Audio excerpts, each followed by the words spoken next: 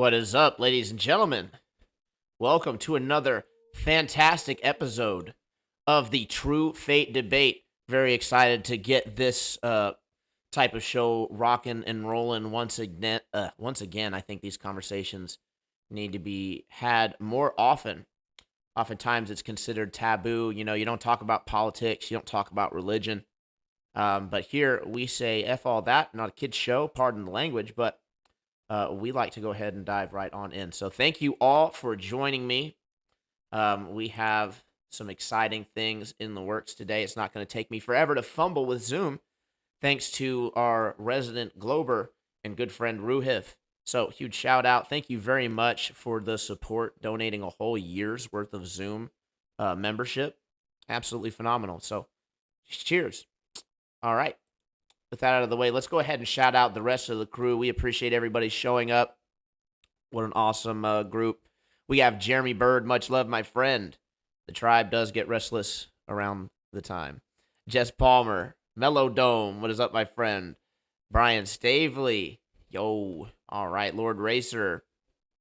We also have Three Fingers, awesome. And then in Rockfin, we got 5 legends over there ready to go. I'm going to go ahead and do something while I'm doing this shout out. Let's just go ahead and post the link since we got that ready for you guys.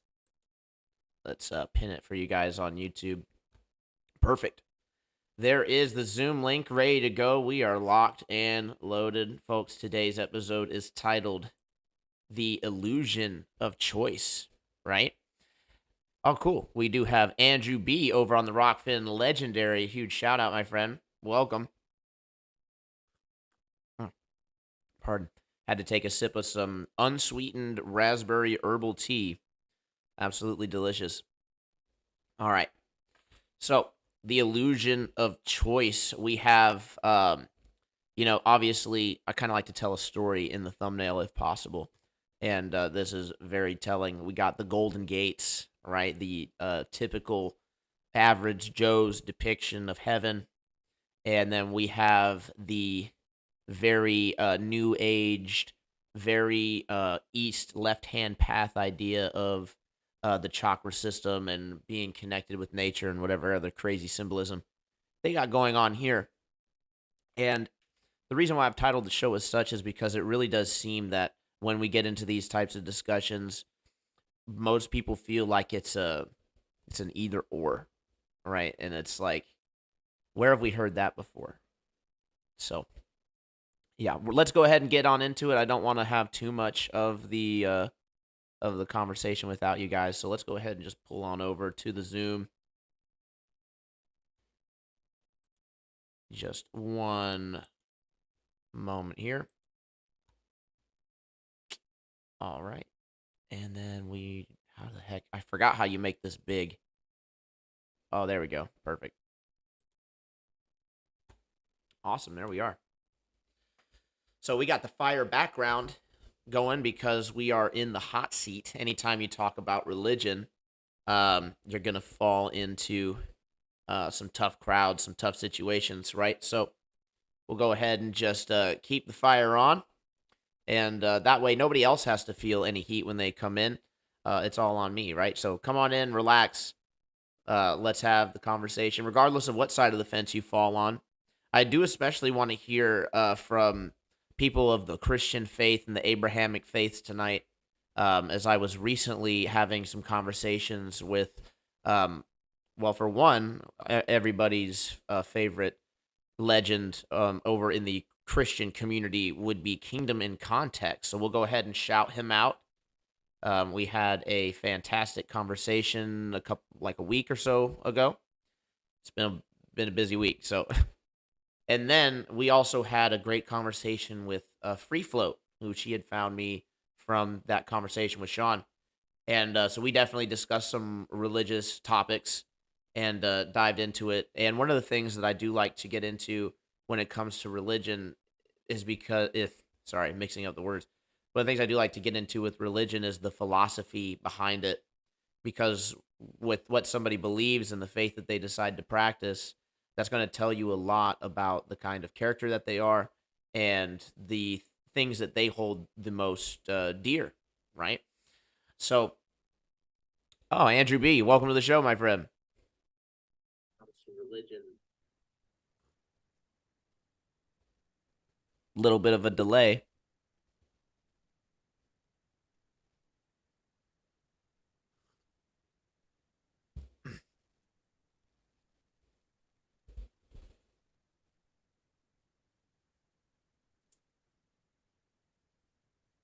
Can you hear me? I can. Can you hear me? I can. Welcome to the show. Okay, cool. Awesome, man. Yeah, this is a very interesting topic of conversation because even atheists can join in to understand freedom of choice, which is like, do we have free will? Oh, that's a big one. That's a big part of this conversation. And I would love to have the atheists come in because then it's like, okay, so now we get to debate if there's something versus if there's nothing. And that in itself is a great conversation.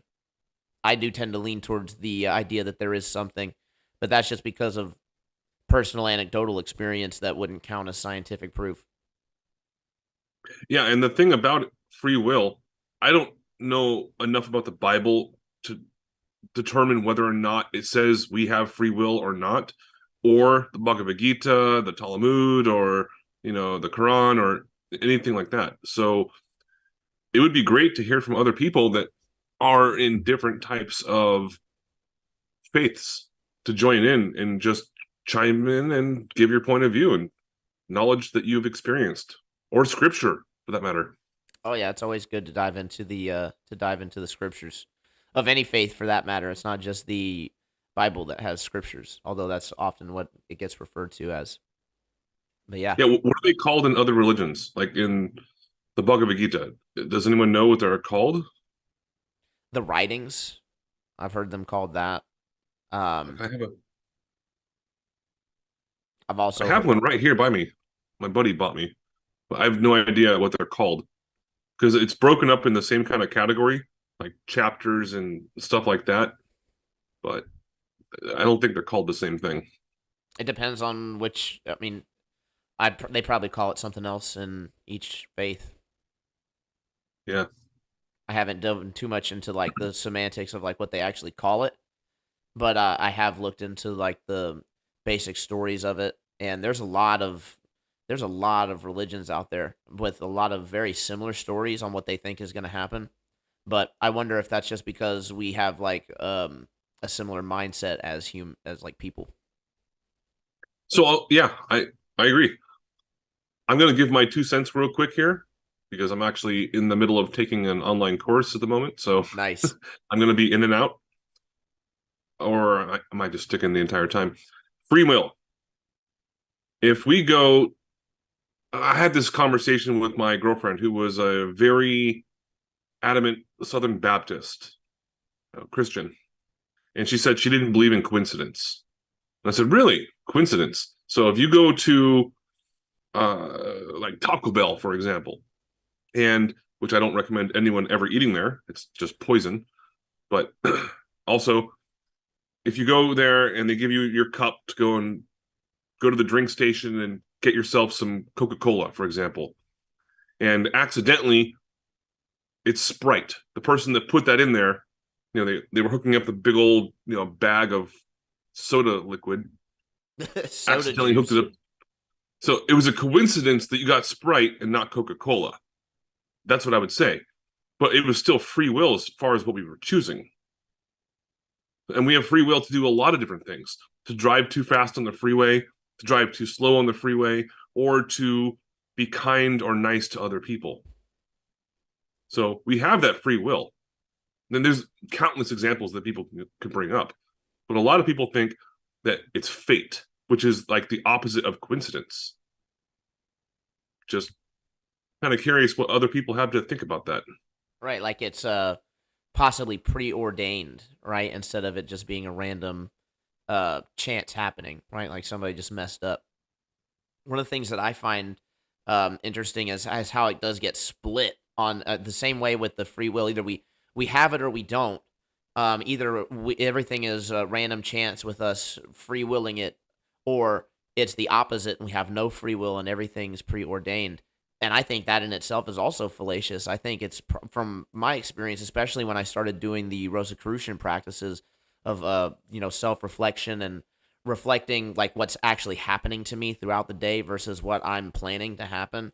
You start to discover that there is a theme behind the things that happen to you, and it definitely seems like it's a very specific pattern, and the pattern's different per person. It's a very personal journey, as they say. Yeah, and there are, excuse me, there are other things that are not explainable, like how some people experience ESP, which I have actually experienced. Oh, really? Oh yeah, not on purpose. You gotta now you gotta spill the beans on that. Okay, so I was living in California at the time, and I dated my girlfriend when I was in the military. She lived in Virginia. We were living together for quite a long time, but then we had to split up because there was like a child custody battle going on between her and her ex, and her parents said, "Hey, Andrew, you can't live with her anymore because it's going to create a big turmoil when it comes to like a court case and blah blah blah blah blah." So I said, "All right, well, I'm going to have to either go back to California where I had a high-paying job offer available, or I could just find some place to live aside from that." But they said, "Yeah, you should probably just leave the state, just so you know." And it Oof, wasn't because we were in bad relation by any means. It was just because there was a child custody battle it was just going that on. messy. Yeah, it got really, really messy. And her parents were paying for these really high-end lawyers to come in and do that. And they said, "Yeah, we don't want this lawyer like bringing you onto the stand to get involved with that." So anyways, about 4 years went by and I never heard from her again. But then one day I was over at my parents' house, like dog and cat sitting as they were gone for a few days. And all of a sudden I started thinking about my ex. And we were actually engaged for a long time. So we were actually planning on getting married and all that kind of stuff. And I was like, oh man, I wonder if Amy's going to contact me anytime soon or if I should contact her. And I swear it was less than 30 seconds. The phone rang. And the portable phone was sitting right next to me. And I was like, I wonder if that's Amy. And no shit, it was her. Wow, dude. I think I have heard this And story before, but it's still incredible. yeah, and she called me up and she stayed really silent when she heard my voice because she hadn't heard from me in a long time. So I got another call from her friend saying, "Hey, is this Andrew?" I said, "Yeah, that's me." She said, "Oh, well, Amy just tried calling you, and but she was like too nervous to try and talk to you." I was like, "Well, tell her to call me back." I mean, because the number came up as like her name, but no callback number. And that's when I started talking to her again. So it was a really weird thing. I never even thought about her for like 4 years or barely ever. And then all of a sudden that happened. And she said the exact same thing when I talked to her. She's like, "Yeah, all of a sudden I started thinking about you. So I decided to look you up." And she didn't even know what my parents' phone number was. That was my parents' landline number. So it's really strange how some of that stuff can happen. Yeah, it's like, and I relate that kind of stuff. Like, that's an extreme example, but there's less extreme examples, like when you can feel somebody watching you. Like everybody's been in that situation where you've just been not paying attention to anything, and then you just feel like you're being watched, and then you can snap your head, and it doesn't. And it's really interesting. Is like you'll snap your head right to where you're being looked at from, even though you don't know. You just are acting on instinct, and that's Yeah, something that happens quite often. I saw a video many years ago about some college course. Some of these large college courses have like 100 or 200 people in the audience, and they're just there to basically take notes and then leave and go do homework. Anyways, what they did is the college professor said, "Okay, we're going to do is a social experiment where one person is going to leave the room, and everyone in the audience has to think either really good things or really bad things about the person that left the room. And you have to take a moment to actually focus that. So when the person, and they did it several times. So a person would leave, they would come back in, they would walk down the aisle up to the front, and they would have to say what they felt. Did they feel positive, neutral, or negative feelings based on what the audience was saying? And it was accurate like 90% of the time. 90%. It was something like that. Yeah, it was like completely obscure and Well, kind of creepy. if I was to play devil's advocate to it and just try to like pretend to be a glober for a second, um, then I would say something like, well, that makes sense that that would happen because when you're thinking negative or positive things, your body language shows it. And although the person walking down the aisle may not be consciously aware of what the body language is being portrayed, they are unconsciously aware of it, and that bleeds through into a conscious awareness of them realizing the feeling of the room. Okay, yeah, you could say that, but No evidence, right? I'm throwing darts in at a dartboard in a pitch black room. yeah, that's the problem with a lot of people that they just throw enough shit at the wall and see what sticks. What do you have a better explanation that doesn't involve invoking ESP or something immaterial? I don't because I've done the rice water experiment twice and it worked both times. I guess that means that their body language affected the rice. Yeah, that wouldn't make sense to me either. That's the thing that even the Glober should be able to get behind, right? Because Brenda argued this a lot. She's like, no, you just start with the one experiment and then you got to narrow it down, and just use all these experiments, begging the question the whole time. And so it's like, okay, well, if we did that, then we could do that with the ESP and the rice experiment and the frozen water and all that stuff, and then we could formulate the same apparently very accurate hypotheses, even more so because it's everything's actually tangible, not just proof of concept, but actually tangible. Like, yeah, we can show that this is actually how it works in reality. Um, then yeah, I think that we'd have a very accurate leg to stand on, and since that is the case, that's kind of how I know that mainstream science is bullshit. Yeah, and I was gonna call into your stream when you had the open panel the other night, but as soon as I saw the man named Brenda on, I was like, there's no chance I'm even gonna try and talk to him because anyone that is psychologically deranged that much, I wouldn't trust him to vacuum my carpet. That's pretty funny. I'm Strong sorry to words. say it, but people that are deranged like that, I just don't trust them.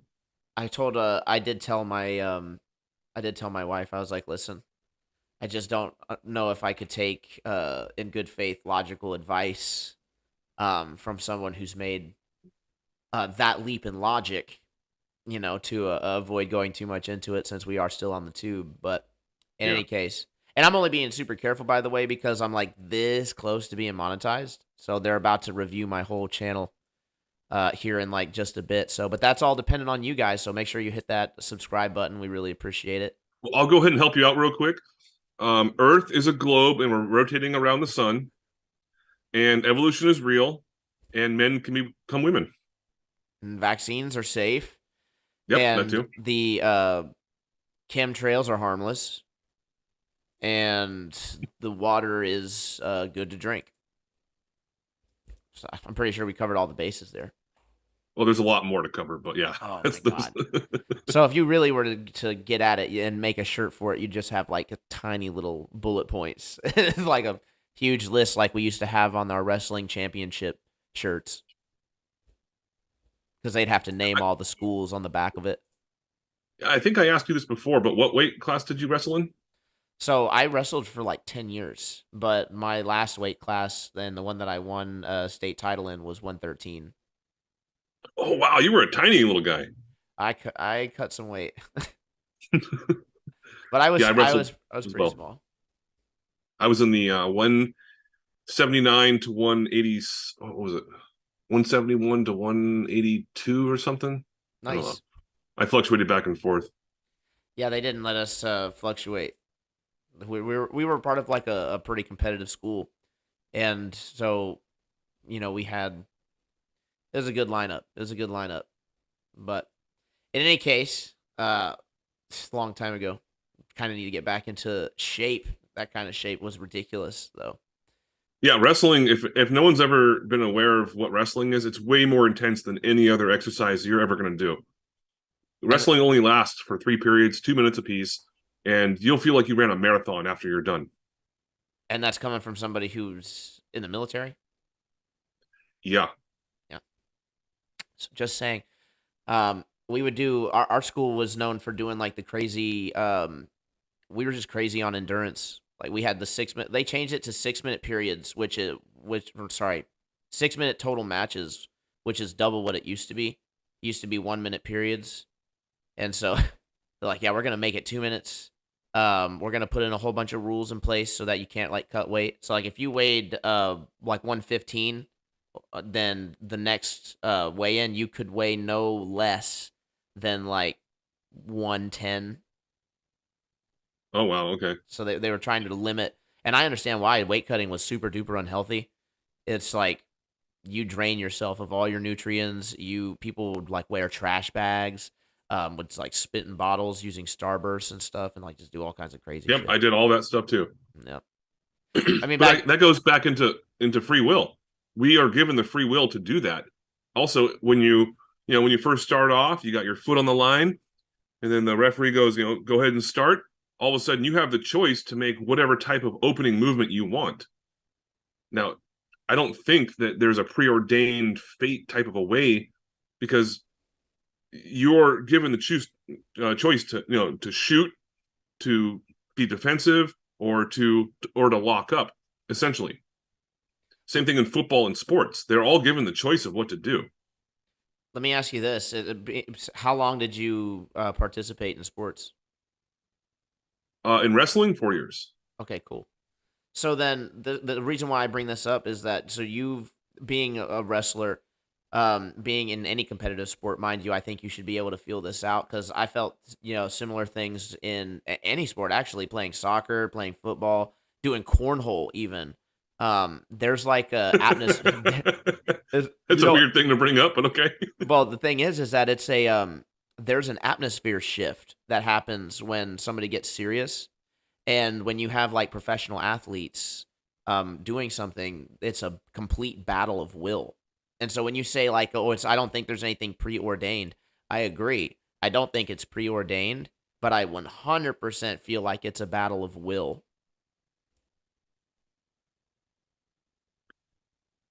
Right. So will versus free will. It's kind of the same thing, isn't it?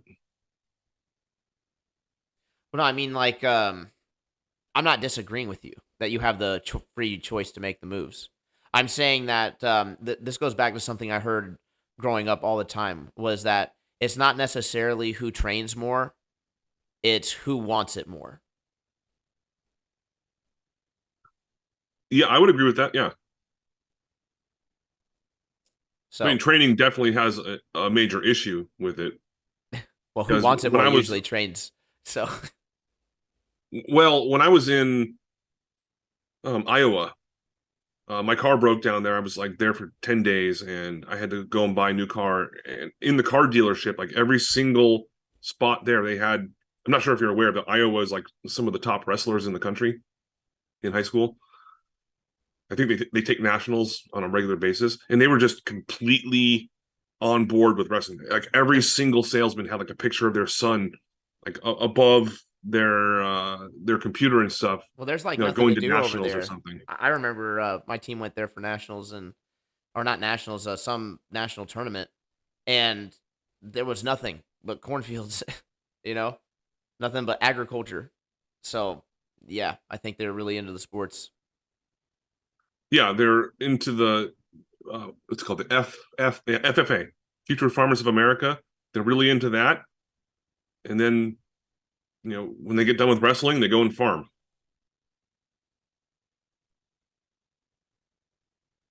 Is no one else Okay, so going I'm to looking join? up Sorry, go ahead. what does the Bible say about free will? This is on jw.org, blah blah blah blah, Bible teachings. God defines us with free will, the power to make decisions of our own rather than having God or fate predetermine what we do. Consider what the Bible teaches. And it goes through Genesis 1:26, Deuteronomy 30, 19, 20, 19 and 20, Eschatologies, or however you pronounce that, 9:10, Proverbs 21:5, and Matthew 22:37. And then it goes into the next section is Doesn't God control all things?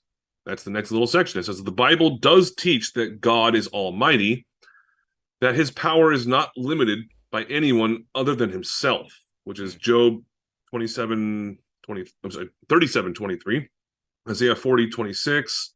However, he does not use his power to control everything. For example, the Bible says that God was exercising self-control, okay, toward ancient Babylon, an enemy of his people. And it goes, okay, how does God have an enemy? If he creates something, you don't have an enemy. You can Well, just snap your fingers like Thanos and be like, oh, no more enemy. well, that's what you would think, right?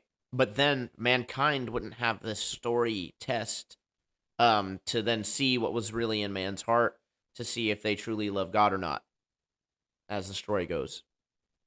Yeah, that's just a part of, I think, mind control that religion has been using for a long, long time. Because if I was an ultimate being with infinite control over everything that existed, then why would I care about something I created and what's in its heart? Because I would already know because I created it. That's true.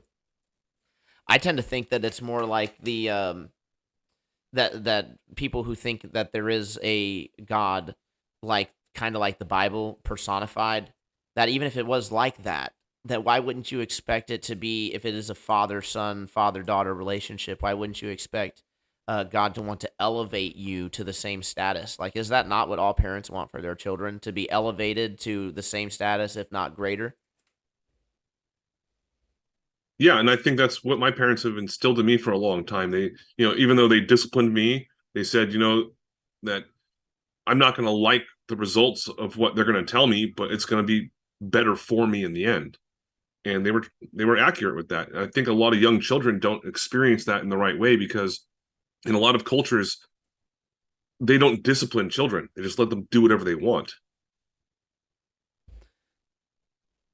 Not a lot of cultures, but I did have, oh God, this was maybe 15 years ago. I lived next to an Indian family. They had a young girl. She was maybe 4 or 5 years old, and they would not discipline her. And she would just throw rocks over the fence and like constantly bounce a ball uh against the fence like early in the morning. And I went over there and said, "Hey, can you stop your daughter from doing that?" And they said, "No, we don't discipline our daughter or tell her what to do." I was like, "What the fuck is wrong with you? You got to discipline your child a little bit. Like, They have at to at least least, show her the right." yeah, they're supposed to misdirect. Like, I get what they're trying to do, like what their religion teaches. It's like 7 years where you're not supposed to tell the child no. But the in place of that, you're supposed to direct them to other things when they're getting into trouble. So up until they're 7, you just avoid telling them no and misdirect because they don't have the mind to even comprehend no. And then from 7 to 14, you then teach them hardcore discipline where they're just doing chores, cutting the yard, doing all the dishes, doing all that shit, learning responsibility. And that's all the way up until they're 14. And then 14, you cut them loose, and then they're your friend. And then they come to you for advice, and that's it. I don't think children should be friends with their parents like ever. The parent should always be the parent. The child should always be the child.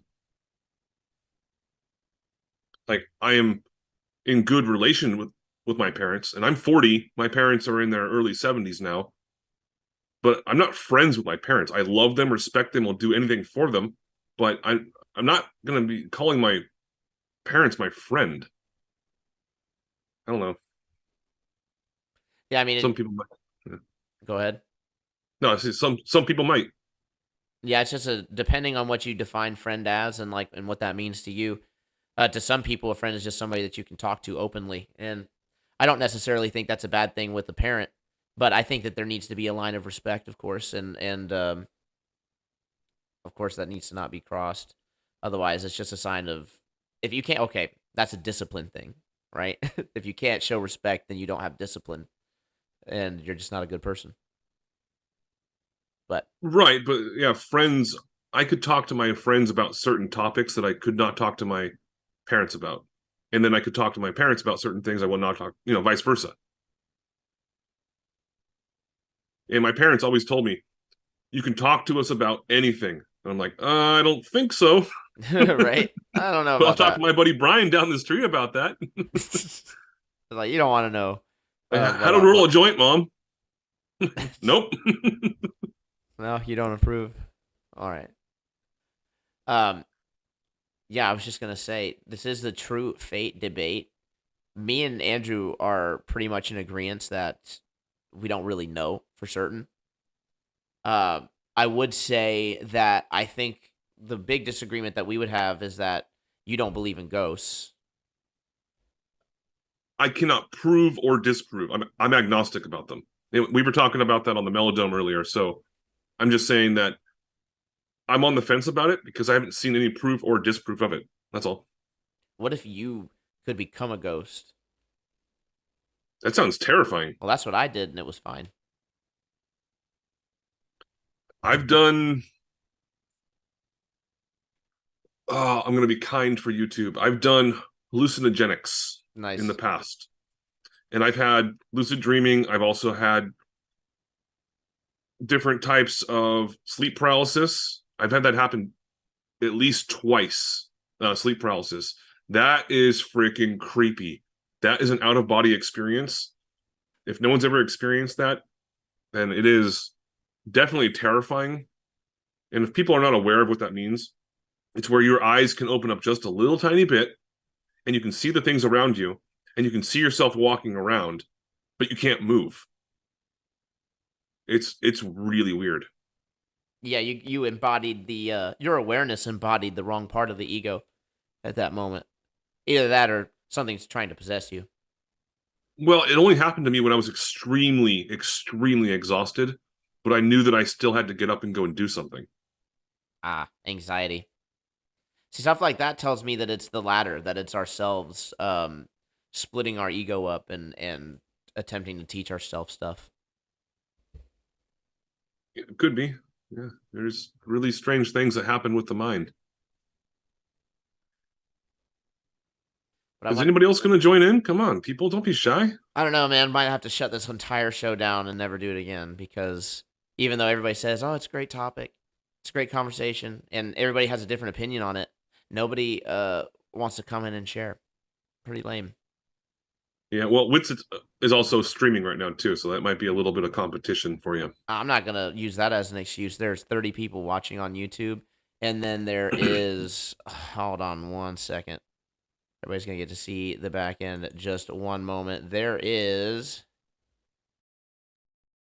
8 whole people on the Rockfin. Let's go ahead and try to paste this one more time for y'all over on Rockfin. Go ahead and join up. YouTube, no excuses. It's pinned. Click the link. Let's go ahead and have some great conversations. Keep the true fate debate alive. Might just turn it into meditation hour. What do you think? I've never meditated. You, My meditation comes through playing chess, which is a form of meditation for me, or when I go for a really long walk at nighttime. that's good. Very therapeutic.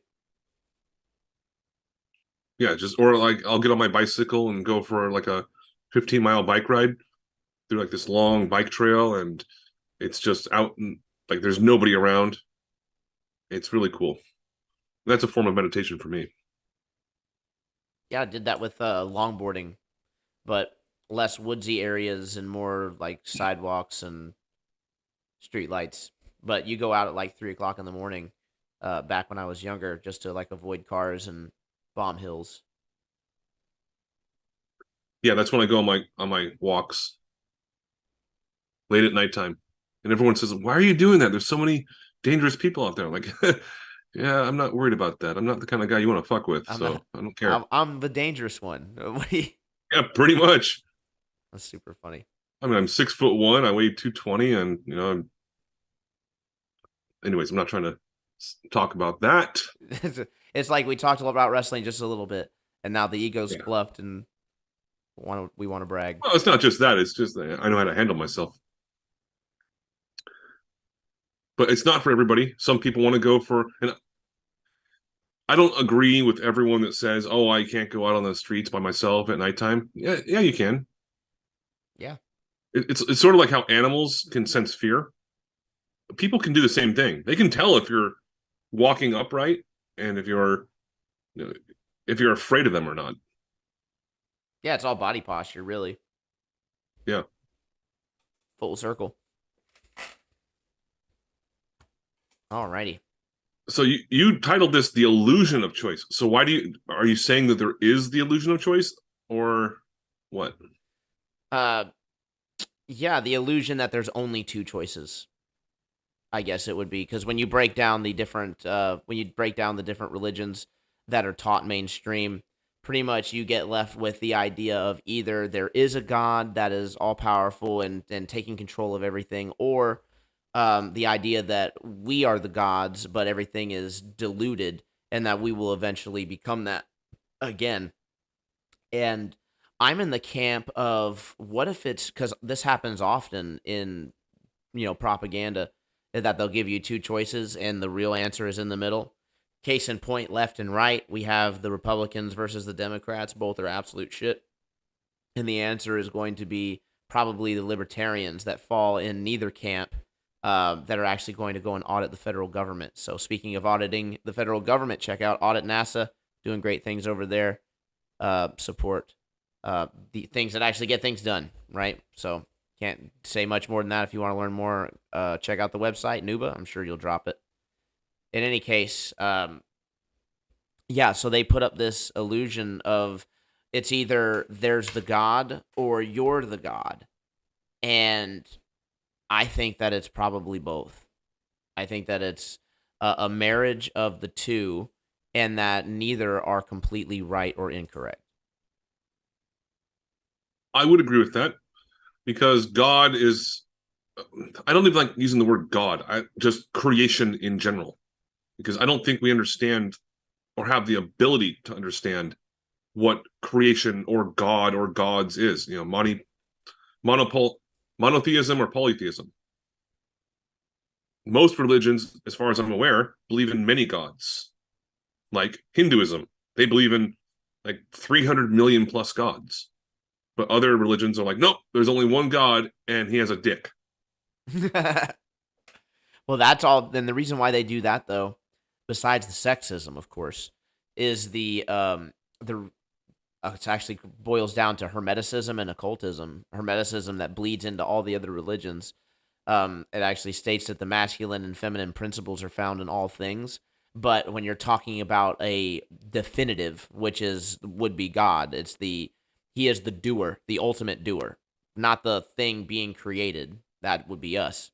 So we would be the in the grand scheme of all creation, we would be the feminine aspect being impressed upon and becoming ourselves in time, and God being perfect and eternal is the everlasting I am definitive. So that's why they use the masculine principle for him and they define him as a man. It actually doesn't have anything to do with the biological sex. Right, yeah. And Eric DeBay did the I Am That I Am video. It's like 19 minutes long. And I had never perceived any of that when it starts talking about Brahma and stuff like that, when it goes into like much ancient, like Sanskrit type of scriptures and stuff like that. It made more sense. So and I'll just bring it to a real quick explanation if no one's ever seen it before, seen or heard of this. If God is all being everywhere all the time and knows everything, what would, and you were that, what would you do with yourself? You could create anything, go anywhere, and whatever. Well, eventually that might get boring, even though that's only a concept that we can conceive of. But eventually, after 25 quadrillion centuries, yeah, it might get boring, and eventually you might just start to create something that you can split yourself amongst, meaning us, with multiple consciousness or infinite consciousness, hence flat Earth. Maybe multiple puddles, maybe multiple areas around. Hey, maybe even the universe. There's life beyond where we live now. But every single night you wake up, you're living a different life. So we are essentially part of the creation, no matter what you define the creation as. That's kind of a little bit of a synopsis to that.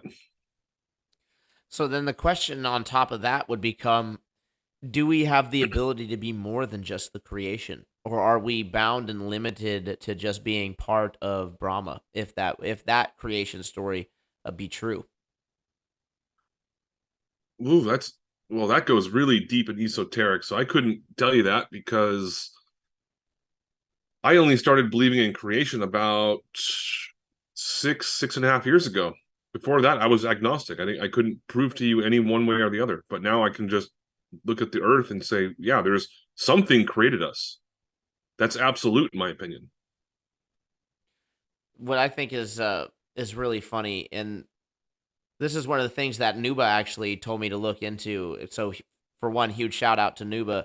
One of the first big donations that I got, $50. He said to look to do the Mormon deep dive, and I did start diving in, and I found I wasn't getting to the end of it anytime soon, and life happened. But we're still doing that. That's on the books, Nuba. So be excited for that. But one of the Is things that Nuba Mormon?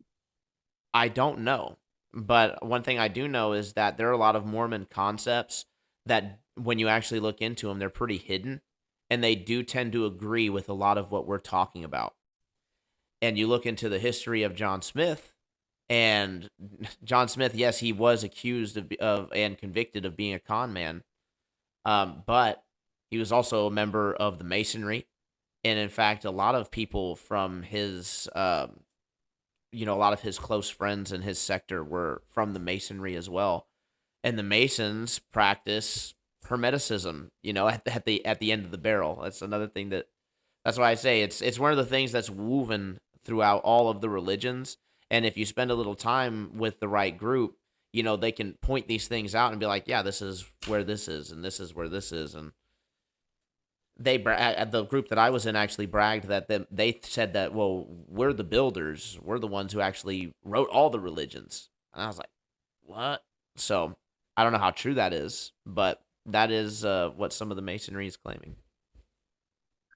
Yeah, Freemasonry is. And by the way, before I go into that, I was raised at a young age into the Mormon religion because my parents were not. They were both considering themselves Christian, but then they had a missionary knock on the door one day and invited them to the church, and they were so welcomed into the Mormon church, like very, with open arms kind of Oh situation. yeah, and then give us your money.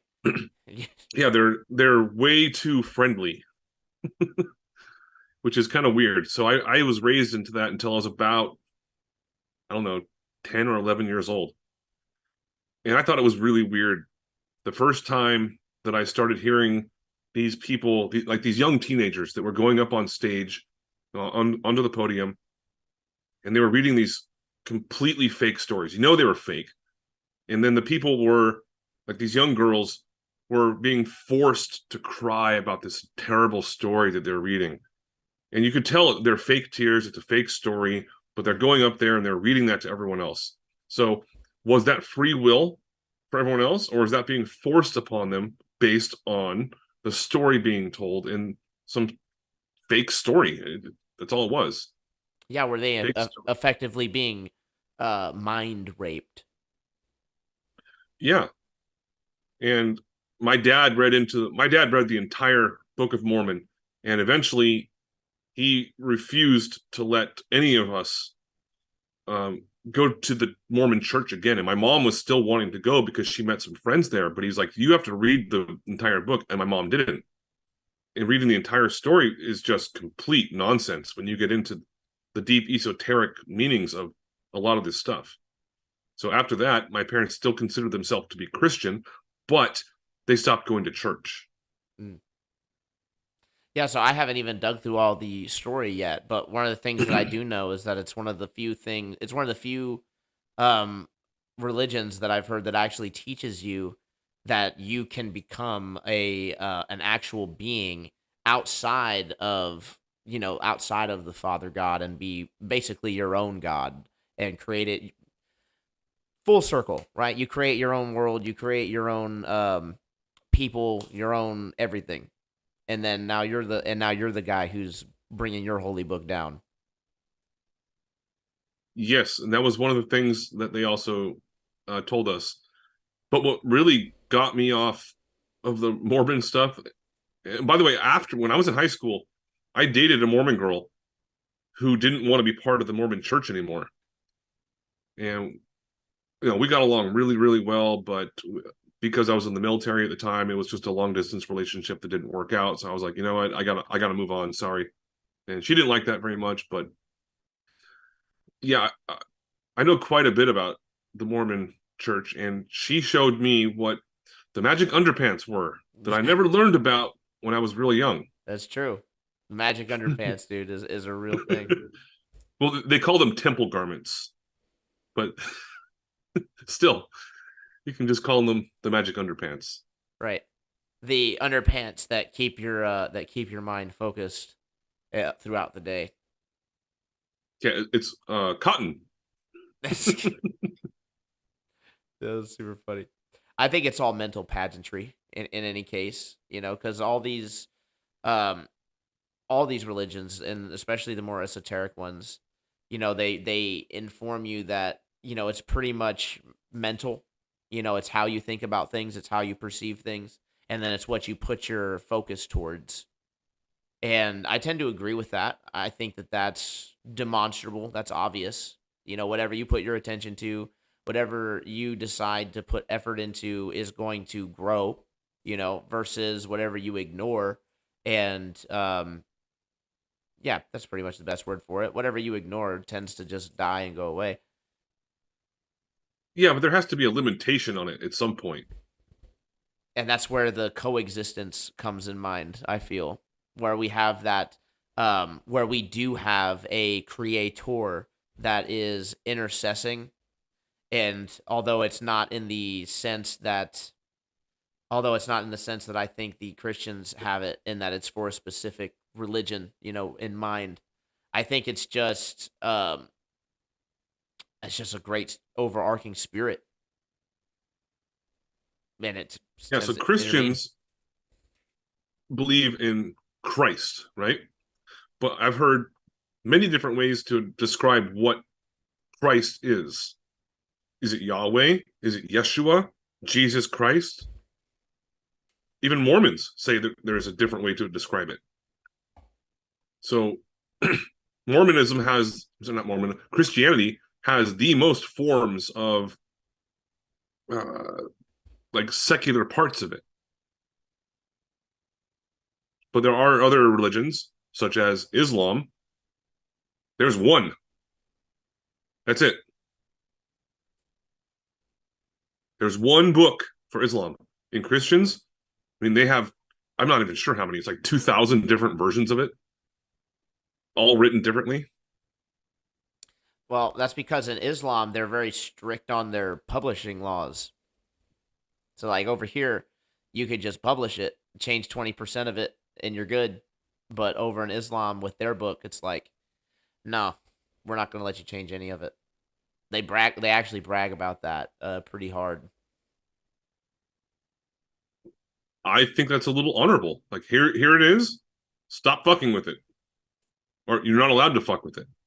When I was in Iraq, during my deployments in the military, I would see these guys, they would always carry around like a little tiny carpet with them, or even a piece of cardboard if they could, just so they wouldn't kneel on the ground, and they would always point towards Mecca and they would pray.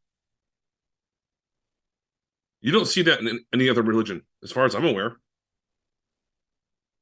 Man, I wish I still had the video for it, but Mecca was another really funny thing. Isn't Mecca the place where all the Jews go and hump the wall?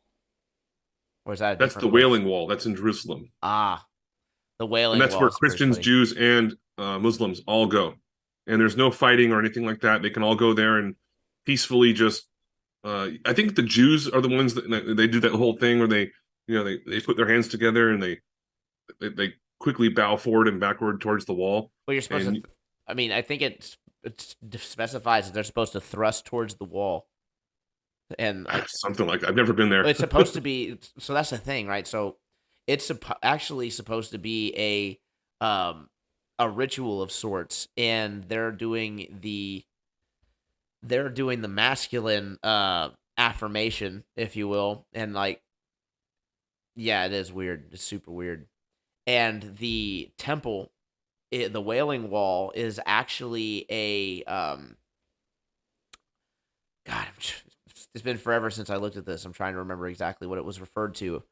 It's not what they think it is, though. They think it's like a holy temple, but it was actually a esoteric temple. So basically Satanism to them, and it's one of those things that they just get people debasing themselves and practicing watered down beliefs. So they have the Jews, Christians, and Muslims humping this satanic wall. Right, but I think the wall is only a part of it. I think it's like the main statue or rock or whatever in the very center. They say, I think, correct me if I'm wrong, that's where they say Muhammad came down from the sky and that's where he was born, on that rock or something. Hmm. Like a giant pillar. I wonder if I wasn't using the screen grab, I could probably find it. But yeah, there was actually a rabbi that was explaining it. So, and I know people will be like, "Oh, well, that's a Jew explaining it." So it's like, don't be like that. Don't be racist. Well, technically, you're not being racist if you say Jew, because there's a lot of different types of Jews No, and it's different if races. no, if they said that because he don't listen to him because he's a Jew, that would in fact be racist. Okay. I don't think Yeah, we I'm can not debate finding on the that. big. Oh, wait, maybe that's it. I don't know. I saw some videos on this a long time ago, so I don't really know or care that much. Right? Sink that much effort into it. Yeah. All religions seem to have the same kind of a story going behind them, and they outdate each other by a long, long time. So Basically, there has to be something with that. all the stories do go down like mankind and the world gets shittier and shittier until it's just completely debased, and then everything gets engulfed in lava or fire, and then everything gets wiped out, and then humanity starts again. Could be.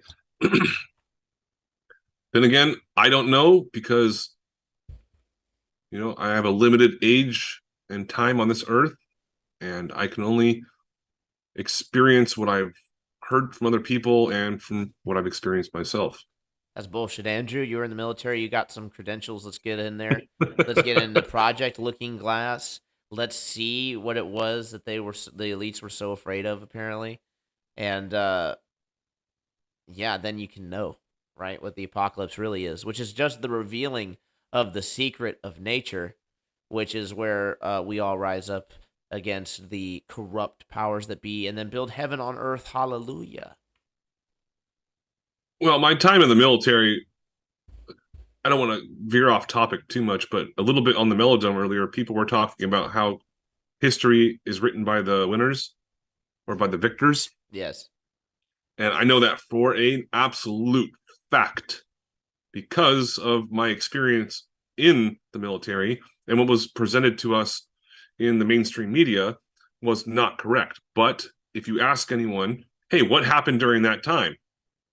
They're going to tell you what they heard on the media, not from someone else like myself.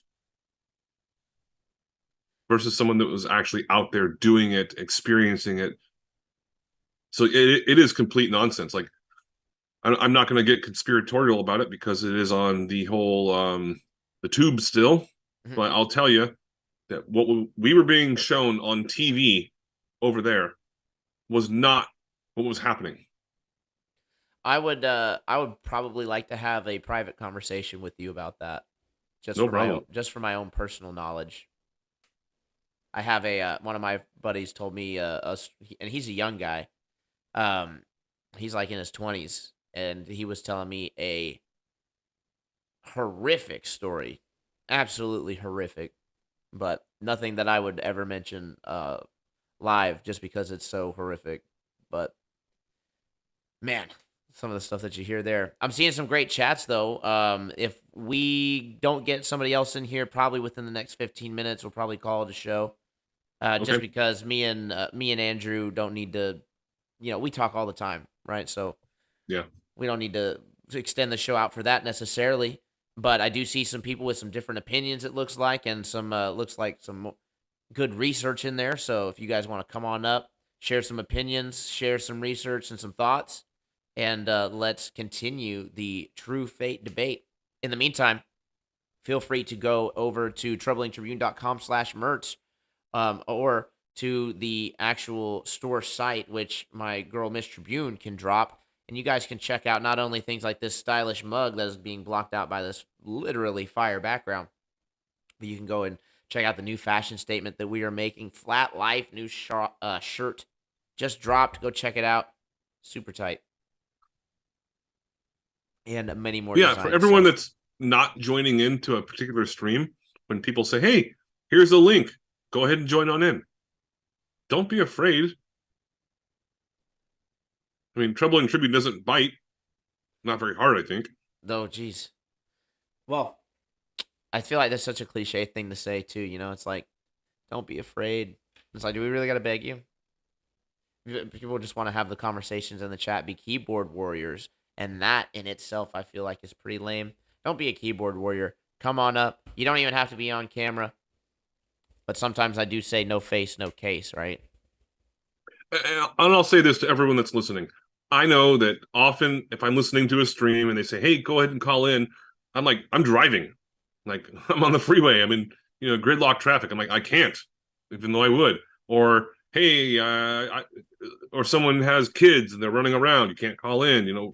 There's a lot of different reasons why. But for me, for the first 3.5 to 4 years, I wouldn't even type in chat. No one knew who I was.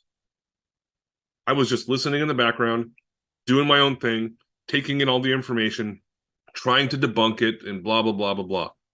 But then I finally said, you know what? Fuck it. I'm going to go ahead and do it. So I've never looked back ever since. And I'm not a shy person by any means, but I was just being cautious for my own sake because of my job. And a lot of people are also going to have that same sort of, hesitancy when it comes to going online, speaking, typing in chat, or going on camera, or all of the three. So it's understandable, but once you break through that little barrier for yourself, you'll understand it's not really that hard. Like on Melodome today, there was that young couple, Stephanie and what was his name? I'm the wrong person to ask for names. I'm terrible. Okay, Stephanie is the one that called in. Her and her husband, boyfriend, whatever, they both called in, and that was awesome. They broke that cherry, their online cherry. That's such a funny way to put it. But Well, yeah, I they were mean, great though. They were great guests, and we had a great conversation. Um, all the more reason that if you guys aren't supporting anybody in the community yet, there are great options. There is myself over at troublingtribune.com/VIP. You can join the Troubling Tribe. We have great perks, exclusive designs coming out, shirt giveaways. Speaking of which, Admiral Bird getting with you on that very soon. Just won a shirt the other night. We did a giveaway. So we will do those every now and then to keep everybody on their toes. And yeah, get those designs out into people's pockets. That way we can start taking over the scene, and we can see that there's actually a lot more true earthers out there than we realize, right? One of the ways that's also being done is the Flat Earth Sun Moon and Zodiac clock app, all those blue dots, although it's just not as public as I'd like. So got to get our shirts. yep. And I got some of the blue dot hot sauce from Mr. Weiss himself. Much So. better than the pink sauce. That's I only heard very few stories on that, but I can't believe that was attempted. Oh, it's absolutely delicious. But he does not sell it. You have to earn it. And I was previewed enough to the point where I did enough trivia questions for him, and he sent me a couple of bottles of hot sauce. How many trivia questions is one bottle of hot sauce worth? Uh, well, I think he should market that because it's that good. I drank one bottle in like 2.5 days. Ooh, Oh, it's really good. no heartburn? I've never had heartburn. I don't know. So Shoot. I eat really hot food once in a while. Dang, I really Stuff want that'll send you to the hospital. I really want to get Mitt's Metal in here talking about blood magic, man. That is some taboo stuff. That might be a good topic for another stream. Yeah, we can definitely set something up for that. Maybe do a Rockfin only in case it gets contentious. Can't Yeah, discount. because that starts to go into like the adreno, and you fill in the blank of the rest of the word. You know, that drug that they used in Fear and Loathing in Las Vegas. I think it goes a little bit into that. It's a good possibility. Very good possibility. Come on, somebody else join in. No, they don't want it. They just want Mr. Tribune to have some time with his wife and kids. Although the kids are in bed, so that ship has sailed. But Oh, that's right. It's like 11:05 for you right now. yep, exactly. We Yeah. only run the show normally until midnight anyway. So, like I said, if you guys want me to have an early night, I'm totally cool with that. But It's your stream. I know, right? But I do like to actually have the conversation. You know, the actual contention. Where is it that we disagree? Where is it that we can find agreement? Why do we believe the things that we believe philosophically? I tend to think that the people who rely only on the creator figure tend to go with the, although not always, but do tend to go with the we can just wait to be saved. Everything is going to happen anyway, so we just sit back and wait and maybe just keep our own selves alive. And then if we just do that, then everything will be hunky dory. And I think that is exactly what the elite want, because then we're not ever challenging them on their progression of things. And then the other side of it is like, well, let's just meditate, and let's just we don't really have to do anything because we're already God, right? So we just have to realize that we're gods, and then everything will be hunky dory because we'll be the creators. And it's like, that's also something that they would want, because now you're literally sitting on your ass waiting. Both sides of the story leave you sitting on your ass waiting for death. And that's one thing that I really, really would like to avoid. I completely agree with you. And going a little bit along the lines of what you were just saying, the last time that you had Kingdom of Sean from Kingdom of Context on, I was just sort of sitting back and chat for a little while as I was, doing dishes and just kind of typing in and, commenting on YouTube. And you could not, if you go back and watch that, the amount of attacks that I got from Christians was just to the point where I was like, you know what? I'm out. I'm not even going to talk to you anymore. So I just left chat entirely. I couldn't even handle it.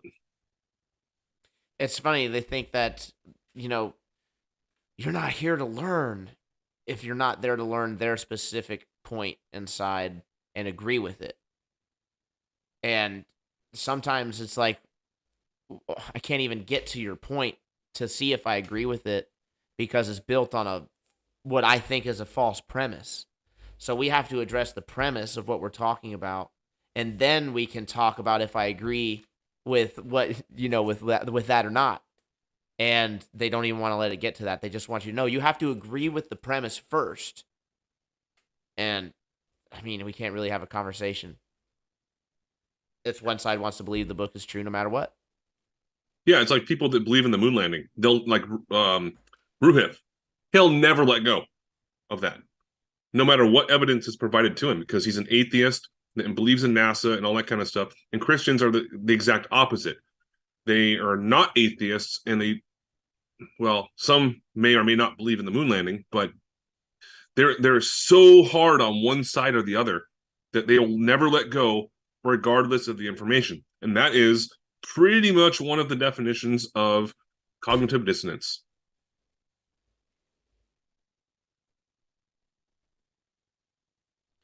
Absolutely. I do apologize. I caught like half of the thought. The cognitive dissonance, I got that. I didn't catch what causes or what is the cognitive dissonance. So I was reading a good chat. No problem. Yeah, it's just that when someone holds a belief so strong that no matter what evidence is presented to them, they'll never let go of it. Yeah, I mean, we see that all the time in our field.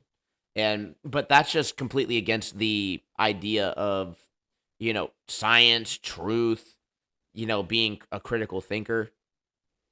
You just don't want to, I mean, I wouldn't anyway. Just want to accept something on its face without challenging it a little bit. But some people grow up in religions, whatever it is, scientism, atheism, or Christianity, whatever. And they're told that at young ages, and they're indoctrinated into the system, and they will make up excuses in order to go along with that belief they were told at a young age. Even when they get, some people grow out of it, like I did, but some people can't. It's not part of how their brain works. Sometimes I've heard people say that has something to do with like the how you're brought up with your parents. Like if you agree with your parents a lot and there wasn't a whole lot of beef with your parents, then you'll tend to agree with their worldviews. But if they were a little pushy or you didn't agree with the discipline, or even worse, there was an abusive situation going on, then you tend to agree with the opposite of whatever they pushed, which then it goes back to nature versus nurture. How much of your beliefs are actually formulated because you checked all your emotion and actually looked at what was true and logical. I don't think a lot of people do that. And that's why flat earth was so dangerous, because when you actually start checking your emotional programming with, school and the globe and how much time, I mean, come on, how many hours a day did we spend in school? That's investment. They get you invested in this, and Mm-hmm. then you find out the possibility that it might not be true. There's an emotional response that you could take, right? Where it's like, no, that's BS. That can't possibly be true. I'm just gonna hold on to my ball.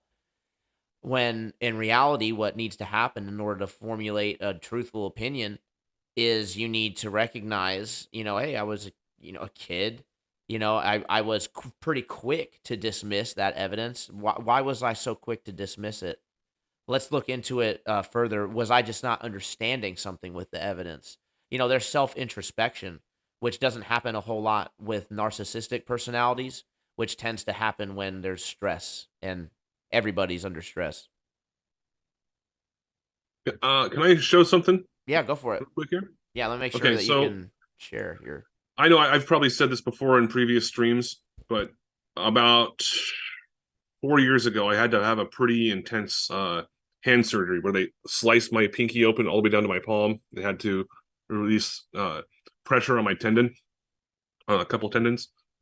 Anyways, so I was out of work for a long time, and well, I was on medical leave.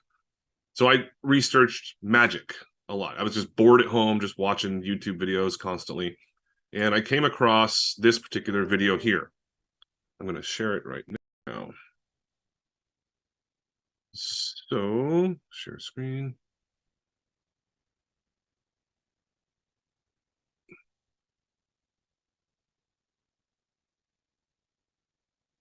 That one. Share. All right. So, this is how magicians can fool people. So, if people believe that Jesus actually walked on water, well, here's someone that's not Jesus walking on water. No, by definition, if he walks on water, then that would be Jesus. Let me turn up my volume so people can hear it. Well, the volume's not really important so much as the actual video itself. It's not very long. Don't worry. Oh, and by the way, there's already an explanation as to how this happens. Okay.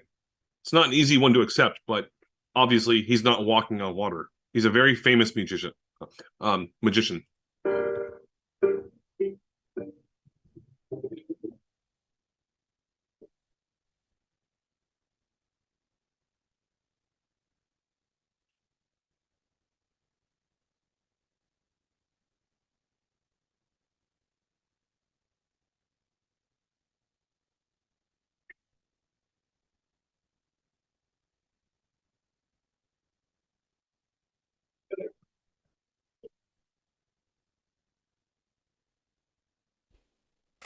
It's absolute proof. Say what? It's proof. Yeah, that's how Jesus turned fish into many fish and water into wine. Yeah. Same kind of thing, right? Same exact thing.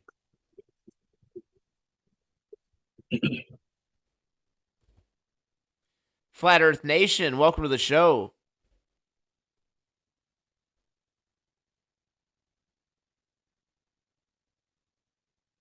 Your audio is not coming through. I'm sorry, I had the volume on kind of loud. We couldn't hear it at all. We can't hear the volume. No shit. Yeah. Okay, well, it's just a bunch of people going, "Oh my god, he's walking on water," and then some background music playing. Just type in Dynamo walking on water. He doesn't do a whole lot of magic videos anymore because I think he was diagnosed with some sort of severe cancer. So I think he's not in the best of health. But as you're watching this, you might think, "Oh, he's walking on a board or something," right? Well, watch what happens next.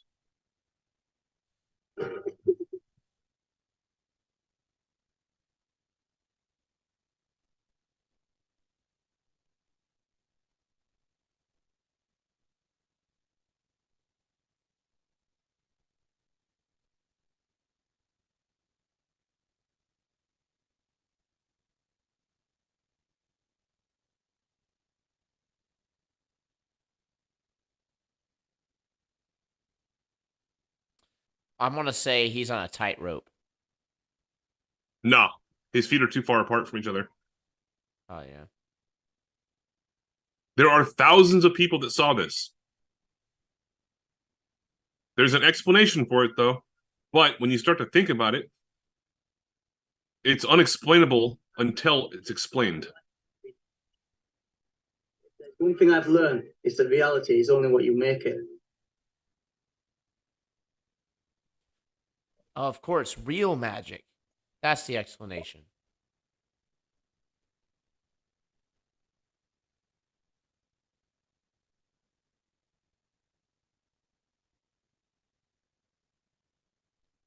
FE Nation, we still can't hear you, bud. No sound. Okay. Wait, mine didn't have sound or his? Yours doesn't have sound, and he doesn't have sound. Okay, well, I'm not sure why that was going on. Anyways, that's a very popular YouTube video, 7.3 million views. That was 11 years ago. He does a lot of really great magic. Some of it is unexplainable by even other magicians. But this is also very hard to explain. So why couldn't people back in the day also figure out how to do something similar? That's true. Well, what was the method? That they're what well, a lot of these magicians take a long time to prepare some of these public events. Sort of like David Copperfield when he made the Statue of Liberty disappear. From one angle, the Statue of Liberty disappeared. From another angle, it was still there. So it's just a smoke and mirrors kind of thing. So for this, the explanation was if it was boards, you would be able to see them in the water because his feet are only about, 4 or 5 inches below the waterline. So the explanation that a lot of people gave, which makes a lot of sense, is that he had these different types of poles installed into the water, and the water is only about 15 feet deep, that had clear plastic, like thick plastic boards on them, so you couldn't see them from the angle you're looking at. So he was able to see them, but you couldn't.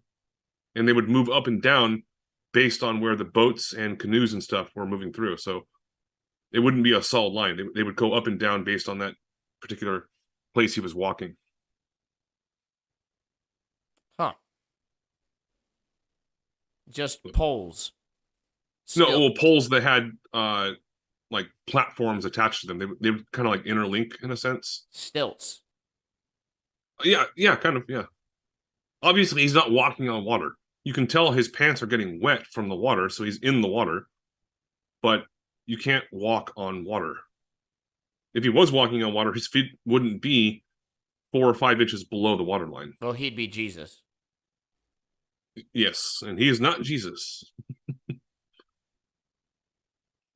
So Flat Earth Nation.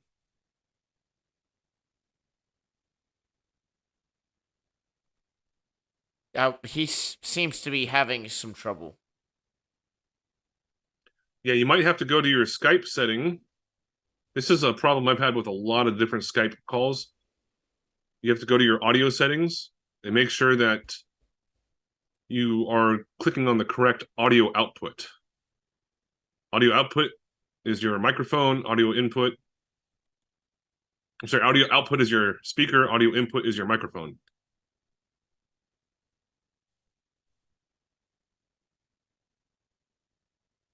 Still no sound. He looks perplexed. Just try like multiple settings, do a check 1, check 2 kind of thing.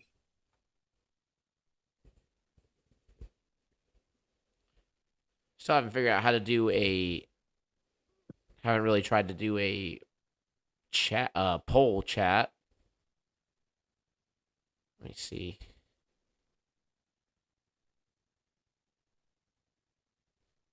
Nope, I don't know how to do it. Oh well, we'll figure that out another time. It is pretty cool that Ruhif was actually willing to buy you an entire year membership. Yeah, huge shout out. Huge shout out to Ruhif. And yeah, he's a nice guy, except for when he tries to make a little ad hom every now and again. Which is weird. Yeah. It's probably just comes with the territory, though. You gotta attack people a little bit so that you feel like you're being funny. Yeah, my stick is bigger than yours. Yeah. Yeah, FE Nation, wish I could help you out. I'm really not sure what to do for you. He says he could hear us. Okay, so let me try and share my screen and maybe help out a little bit. Oh, I need to stop share. Yeah, I'm going to share this and just see if you're familiar with how to do it. Okay, so... He might just be not plugged in.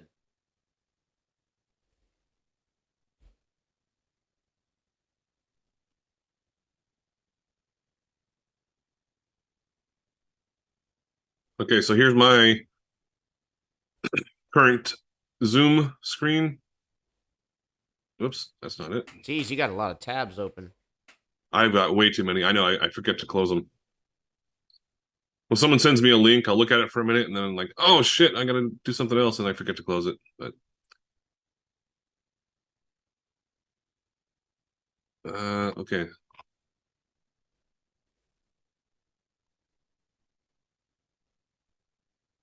Today on the Matt Walsh Show, Canada continues to expand its medical assistance in dying program. So that I was listening to that earlier. Let me stop that one. For execution, looks like you jumped out. Our work goes much further than. Yeah, it was a Matt Walsh video I was watching earlier. I'm kind of on and off with Matt Walsh. I didn't know who he was until he came out with that documentary, What is a Woman? Right. I think he got pretty popular off of that. Oh, yeah. He made a lot of money off that. All right, so go down into the bottom left side of the Zoom call where it says mute, and click on the up arrow. And then you have a bunch of different speaker and microphone options. At least for me, I have 7 speaker options and I have 3 microphone options, even though I've only got 1 microphone enabled. And then I have 7 different speaker options, and I've only got 1 speaker option that I can actually use. So you might have to like switch through them in order to find the right one. Like one of my speaker options, as an example, or 2 of them are for my microphone, which doesn't have a speaker. So I don't know why it defaults to that. Then you can even go into the audio settings part of it, into the more advanced aspect of it, and then choose it like that.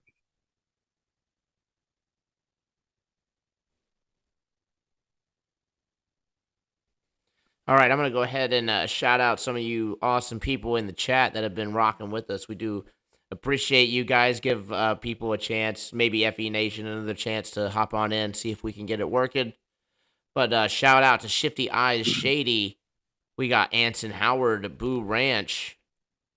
We also have Kevin Wims. Welcome. Riggs, what's up, my friend? Warnings, Skydome. Shalom. Sure, those of you who don't know, just means peace. We got Nominal, Mitz, Meltil, and who else do we got? We have Call for Zero. Much love, guys. Appreciate you joining us.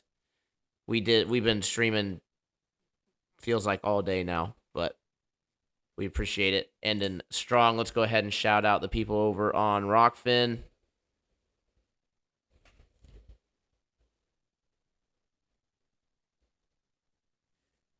We have Ashley Knopp, Andrew B, Willie Nanny. Sorry, looking at my phone chat so I don't pull it off of here. Whoopsie daisy. And you know what? No way around it.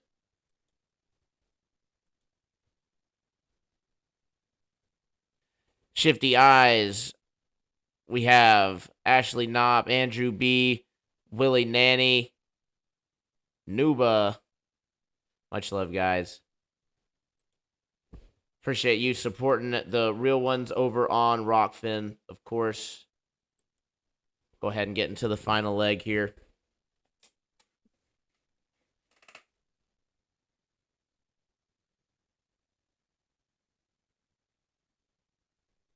Alrighty. So here would be a great question. And this question can go out really to anybody, because I know everybody has a different opinion, and even for myself, right? What level of evidence or what thing would you look for to convince you of the opposite of what you thought was true in regards to the spiritual opinions, right? Because we are dealing with speculation station. Obviously, we can't be 1,000% grounded, right? Or can we? I want to know what you guys think.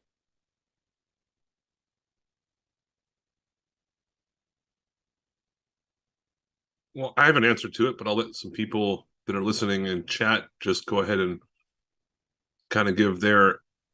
I'm not looking at chat, by the way. I just looking at the Skype and my online course.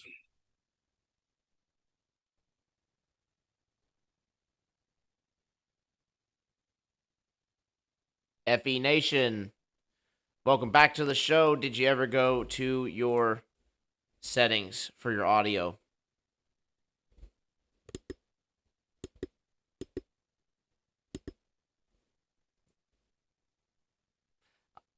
I'm guessing by the silence that the answer is going to be no. Not sure how else to help you. Something else for people to be aware of. Most people don't do this. You have to update your drivers on your computer. I don't know how that works for Apple computers or iMacs or whatever else you're going to call them.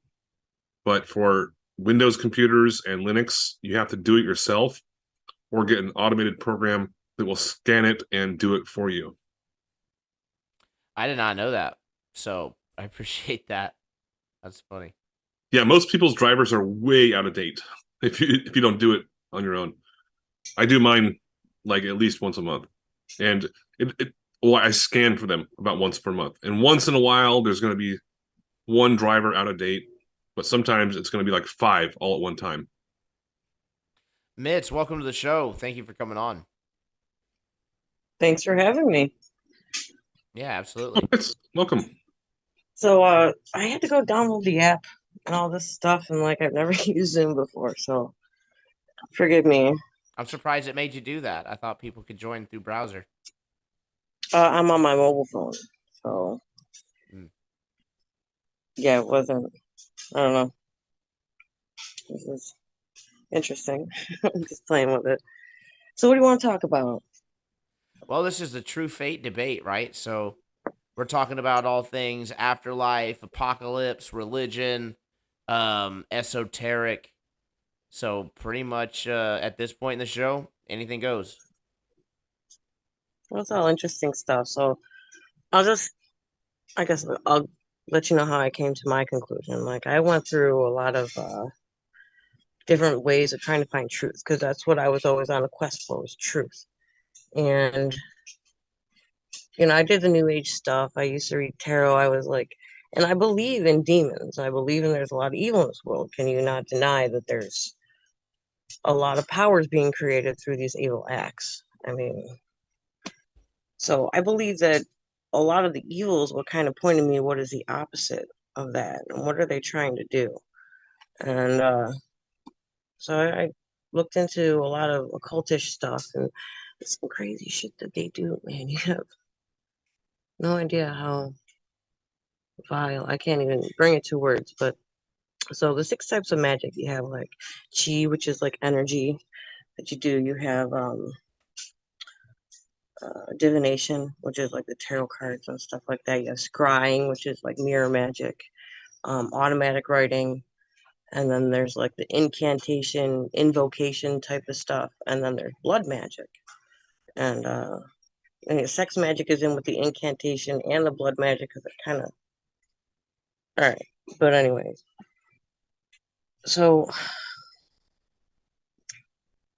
the only thing that really when I would talk to people in that type is like the blood sacrifice. Like all sacrifices is what gets you greater return in anything really, and just the type of energy that we self-sacrifice. Like that's where you're going to be able to be most enriched by the universe, the energies, the karmic scales, or whatnot. And if you could, like these gods, these little g gods that are all around, all these principalities that are being worshipped, they need their blood sacrifices to be in existence. Like there's a lot of things there's a lot of portals and stuff that have been opened, and like they bring forth these entities with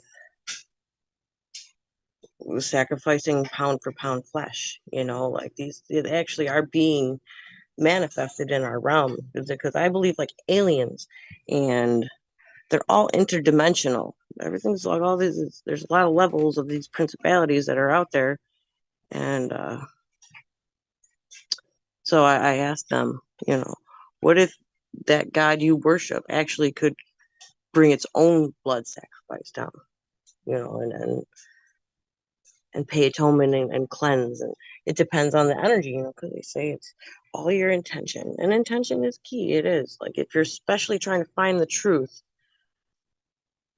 My advice is to ask God, ask the world for a path, and then walk it when it comes down to it. Like really follow the righteous, follow what you know is true, because it's the law of God is written on our hearts. We know morals, we know what's right. Ask God sincerely with an open heart if Jesus is real. Fast on it, pray on it until you get an answer, because you'll get an answer one way or another if you really want to know. So what if we do that and the answer is no? Then follow your path. Because if you give up trying to feel what rings true, it's got to ring in your heart. You got to know. It can't just be like, well, I didn't get an answer yet, so I'm gonna no. Like it's got to be keep going until you know, and you'll know. Like that's the thing. It's all individual. We're all feeding this experience machine, our consciousness. Like that's what I think is going on. Like there's this big consciousness, and what does life want to do? But procreate and continue on, keep going. So consciousness wants to eat up as much as it can and experience all different things. So we all have our own separate, taste for the experience machine. But I would really, agree with you on that, but why did you mention Jesus versus any other deity? Or well, I believe that there's the Father and the Son, and then the Holy Spirit. The Holy Spirit will come into you. They're like, we are hosts. You know, like you go into some crazy shit. There's like the twin host body system, which is kind of against the Bible, but like I said, there's certain things I can't really discount. You know, like Bible talks about Adam and Eve, you know, and Eve ate the apple, but there's this idea, you know, that we are Adam and Eve. We are the angels that went with Lucifer. We are trapped here, and we ate of the knowledge of good and evil, and we each have a twin in our one good and one bad within us. And if even one is pointed down, like your soul, your energy, it's all nourishment for this other side. The spiritual world feeds off the energy that's created here. And people are willingly just or unknowingly giving away parts of their soul to the society. It's just eating away at them. They're feeding all this hatred and animosity, all the malice. It's like they lap it up. Spiritual world is crazy. But the blood of Jesus, I mention that because it's so powerful. The blood of Jesus. Like if you can just think that like a divine entity was sent here to die, to shed blood because we're not worthy. So Are you Catholic by chance? No. No, I would say I'm closely at this point, independent fundamental Baptist is what I would say. But the new independent fundamental Baptist. But I don't even like regard myself as needing to be labeled in a way. I believe in the blood of Jesus Christ. I believe in the Bible. But then you get into like the Mandela effects of the Bible. And like, how is this the main doctrine that I think is what needs to be, because they are all these ancient texts, they all have knowledge, they all have things that we if can I may discern. I'm sorry. Go ahead, please. You're fine. You're kind of getting on to another point, and I want to talk a little bit about what you've already mentioned. And Okay. so I'm under the impression when I talk to people who are of the Christian faith or mindset, even that that they feel that God is in fact all powerful, all knowing, and created everything. And then you could even say, and correct me if I'm wrong here, but would it also be fair to say that God created the wages of sin and death in the Christian worldview? Yes. Why So, wouldn't he have? He's creation. okay, So creation is both the good and the bad, the explosion and the rebuilding. Like right. Well, now, it's, now you're it's getting a all, little bit into alchemy, just so you know, um, which well, is it's all part of it. It's all ultimately true. ultimately hermeticism, which bleeds through to Christianity. Which I think the parts of Christianity that are more true, that resonate, Dude, more true, are Solomon, because of Solomon of that. the Bible, like the Hermeticists, like so in 1611 was when the King James was written, and there's 80 books. Okay, in like 1690 something, the Vatican removed 14 books, so there's now 66 books of the Bible. And then the Catholics, they had like 72, and there's all these other books and stuff, and like, but those original books, there's a book called The Wisdom of Solomon, and it is one of the most hermetic books I have ever had the chance to read. And he was, the Star of David is the seal of Solomon. It's a magical symbol. It's like it's used. And then we can get into the Kabbalah if you want, man. That's where all of it is down. And not the Kabbalah with a K, with a Q. Kabbalah. Like, don't get me started on the little hat tribe and all that kind But of like, stuff. Man. so what I'm getting at is that these mainstream religions and like even even some of the less mainstream thoughts behind them, ultimately what I've been finding do boil back down to hermeticism, and do tell me or lead me to believe that these are just stories of symbols basically veiling a broader truth, a broader and more intrinsic truth that is So I conveyed with agree. older I texts. I think that it's didactic, where it can be both. Okay. You know, like, yes, there's so much symbol. Like, we don't even have the ability to understand all the information that we were given. The hard hitting Like I question, said, the really tough question that I wanted to ask was that if God was in fact, and this is whether you want to look at it symbolically, or literally, that if God was in fact all powerful and knew all the conditions and created all the conditions, why on earth would he require or would want or need to do a blood sacrifice? for love. I don't track that. It would be because we were his children, you know, and he's giving us a chance to But redeem ourselves. okay, so but here's the thing. For one, we really shouldn't have even been in the position to have needed to redeem ourselves. Why? Seriously. But because he created the conditions of sin and death. Like, it didn't But have to be we that way. chose. We chose to do it. We chose. But he We, knew. we But he knew what we would choose. Because he's so in that aspect, also all knowing.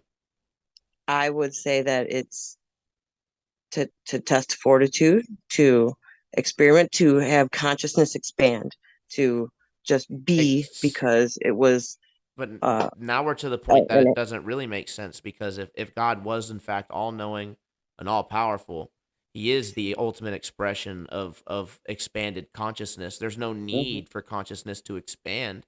Is that something that's just done for us? but And if there's so, why the brutal way? Wouldn't there be a better way? I'm sure there could be, but I think that it's like an experiment to play out. And you say, like, why would he? Well, why wouldn't he? Like, Because it's that's brutal and my, awful. hey, he's a jealous God. That's a human attribute that we, as humans, attempt to assign a divine being. He wants us all. He Define wants us all. jealousy. Like, that's, if he's all powerful, he wants it. You know, But what is jealous, though? it's a longing. That's what I would say. A longing. You know, it's longing for. Hmm. Oh, so I got a little baby, and the baby just started crying. Aw.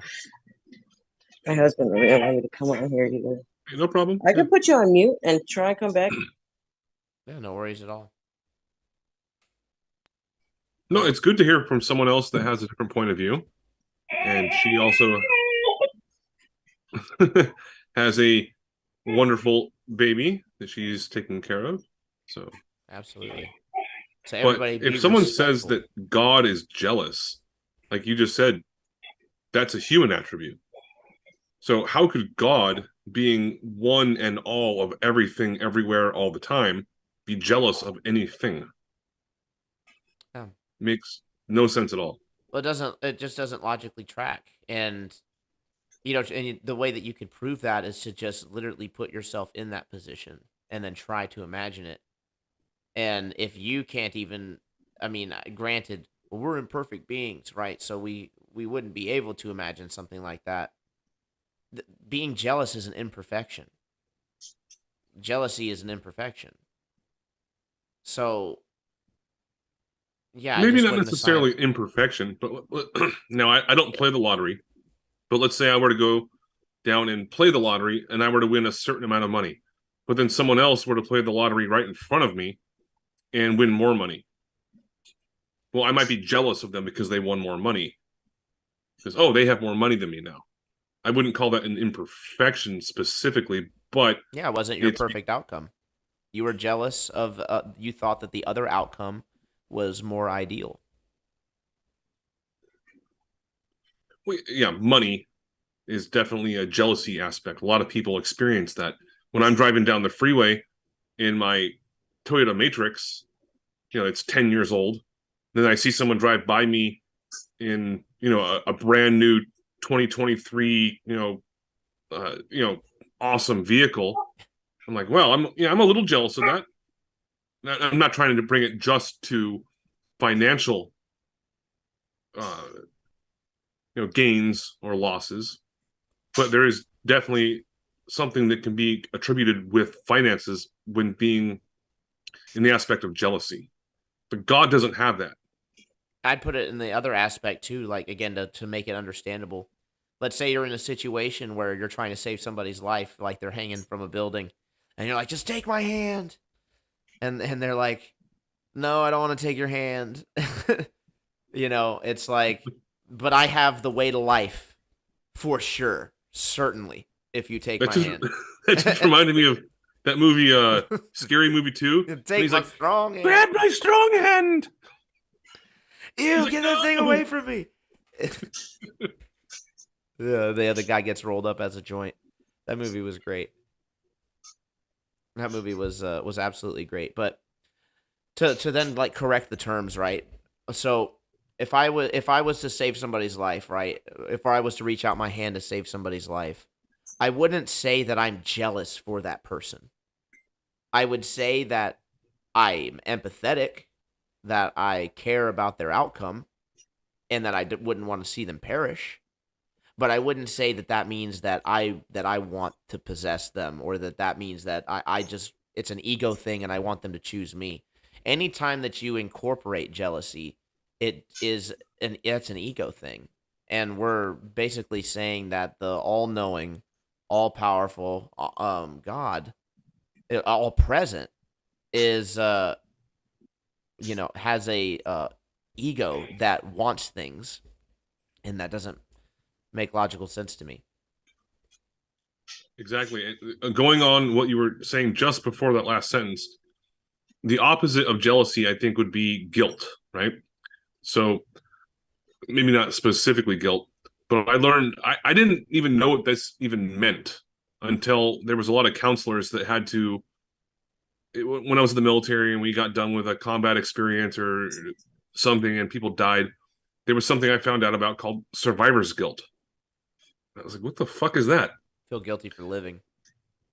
Yeah, they were the ones that survived while they had to watch someone else die. And it still doesn't like compute with me because it's like, well, I couldn't do anything about it. I don't have any guilt over that. I had nothing to do with it. This is a good chat I just read. 1 second. It was from Call for Zero. God being present prior to creation doesn't make sense, but we are here. It began at some point, somehow.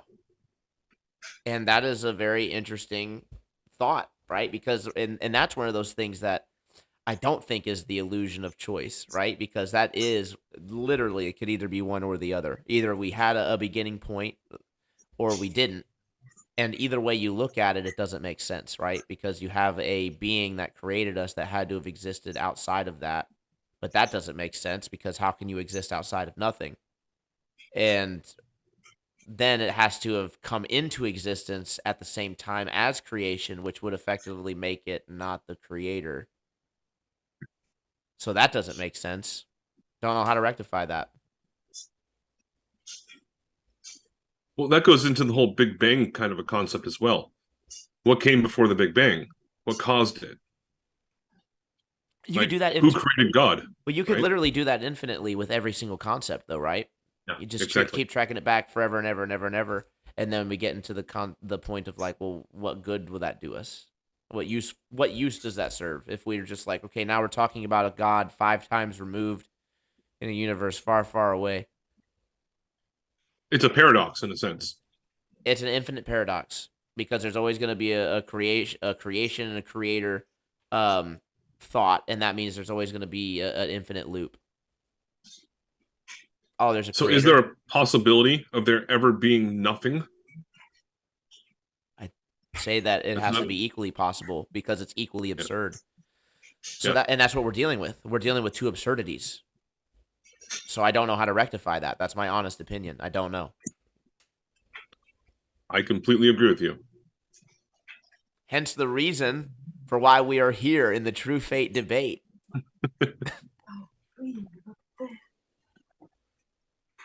We only get to live until a certain age. At that one point, we eventually go into death. So we can contemplate these ideas for our entire lives with as many people as we possibly can. But I don't know if anyone has ever actually figured out the answer. Even some of the people that say that they died and then they came back to life, having like, the paddles on their chest, they put their heart back to life, and all of a sudden they saw something. They saw God or whatever. How do you even know that? That's just what they're telling you.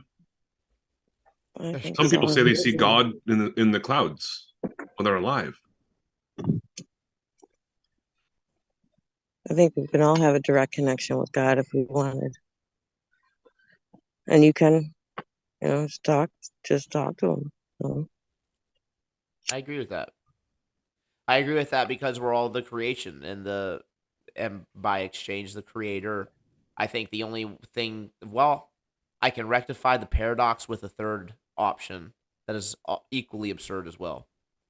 And that is, in fact, that the creation and the creator did pop into existence at the exact same time through the spontaneous act of thought. Well, then what was that spark above it? No, there was no spark above it. That's what I'm saying. The thought was the spark. Like there was nothing, and then there was a thought randomly. Equally absurd as all the other options presented. From what, though? You can keep going back in loops to really mess with yourself, but I think that we're all going to be wrong. We die anyways. We're all going to have something's going to be off. We don't really know. You guys say that. I'm going to try to live forever. Be like the Count of Saint Germain. No, They don't really do that. figure it out. Why? Dude, that's I'm what a lot of ascending people. this time. I'm like, that's another thing. Like, I think that we've had past lives. Like, I'm not like a normal Christian.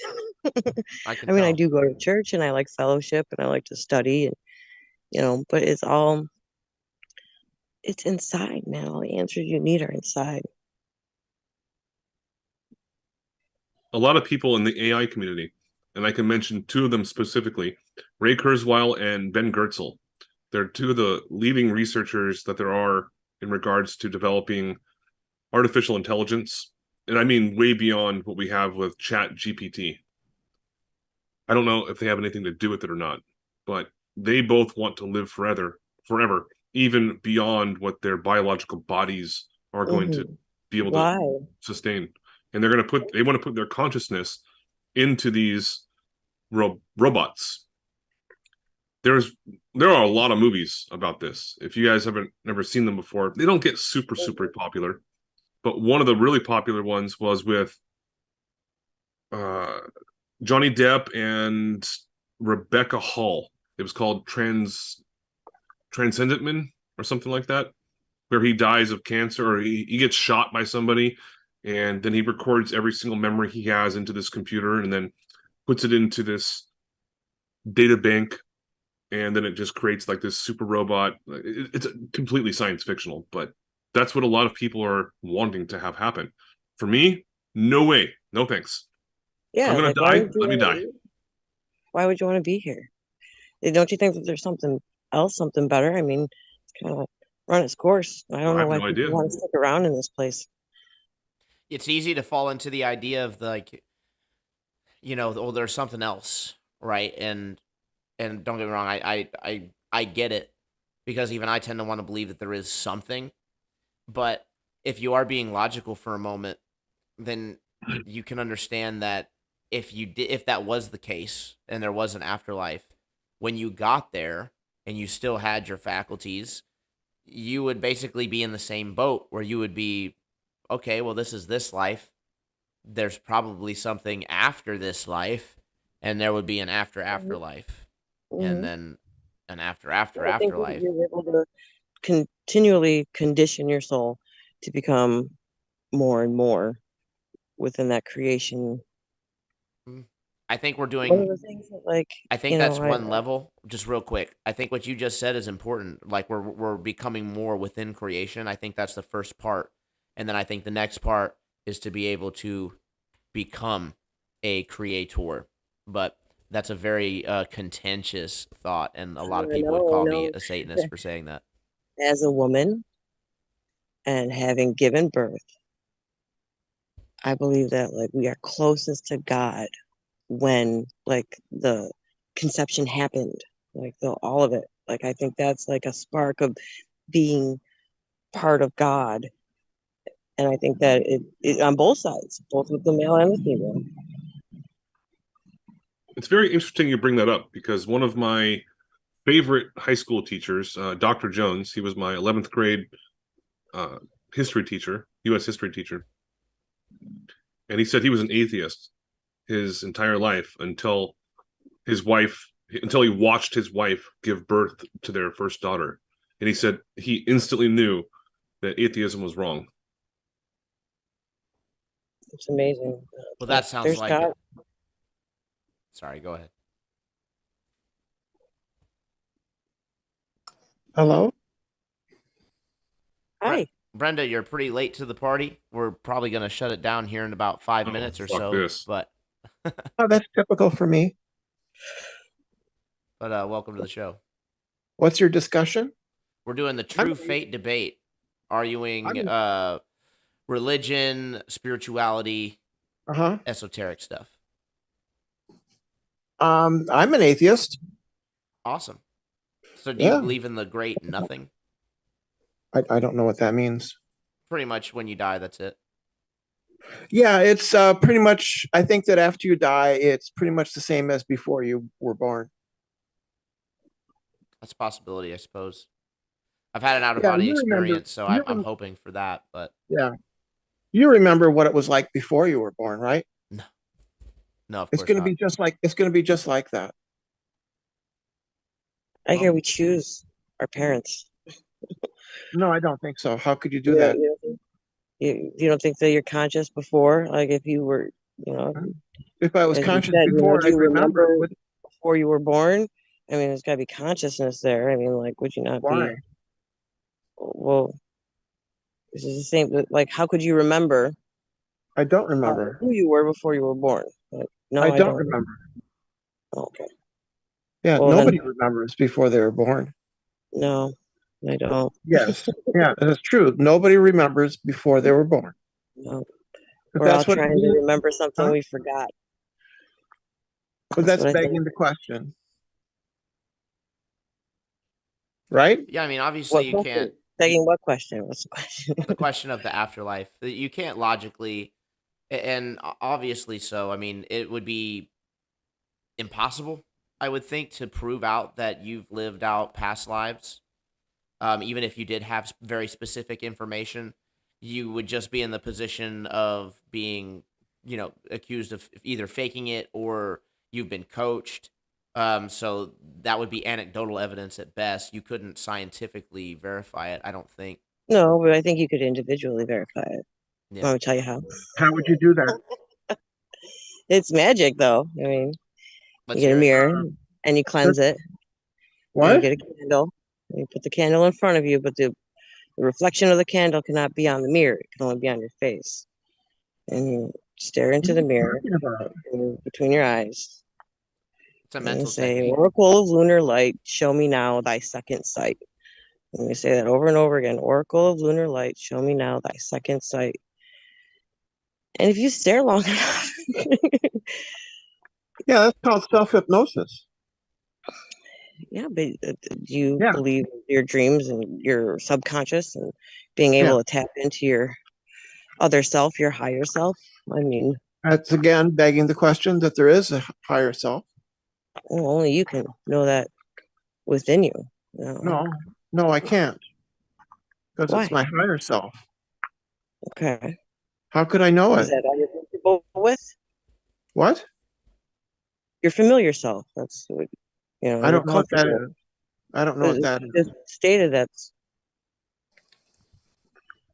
I'm only aware of my own internal dialogue. Right. That's all I know. I'm not aware of any kind of ghost that's hovering above me. No, not a ghost. It's your spirit, yourself, your Yeah, essence. Same thing. Ghost, spirit, same thing. But it's not floating above you. It's your energy. It's your frequency, I guess. My energy? Yeah, your frequency, your My energy. energy is physical, dude. It's not spiritual. It can be. No, energy is physical. Energy is very spiritual. How do you think they? How not? How is it not spiritual? How is energy not Because spiritual? it's real. It's physical. It can move things. Ghosts can't open doors. It's not. I've Not experienced a ghost. that actually. I couldn't open cabinets or do anything. I was just phasing through shit. That was in your dream. It was a dream that I verified that was had information from it that I couldn't have gotten elsewhere. Yeah. So you verified that you were in a dream. Good. Great. no, Good so okay, so yeah, Brenda, you just probably don't know the story. That's okay. So I actually saw my mother get a thing of crackers and a glass of water and go retreat to her bedroom. So I saw her like do that like right beside me as I was in like ghost form while I was sleeping. So yeah, you can call it a dream if you want. But I had a dream of basically my kitchen in real time. So yeah. So Is that like astral it's a dream. projection? I would say in some sense. Yeah, that is. No, it's just a dream. It's not real, dude. So when I went and checked and my mother had crackers and water, like that just doesn't mean anything at all. Just coincidence. Where were Oh, I you? don't believe in Where were you coincidence. when she got them? So we were living in the same house at the time, but I was across the house in my bedroom sleeping. Mm-hmm. You suppose maybe subconsciously you heard her? Possible, I suppose. Yeah, that's possible. So since it's simpler, by Occam's razor, I would expect that to be the proper. Yeah, I don't think it's activated. That's what he was talking. Yeah, I don't That think is it's simple at all. subconscious. My so this was not like a normal dream. There's different sensations, and I could maneuver very actively, and so it's not like it's one of those things where I'm just seeing it, and then I wake I up. understand you. I understand you talked about that before, that you've trained yourself to have lucid dreams. That's fine. That just means you've trained yourself to have lucid dreams. It's not training. I mean, I I get think what. that it's development.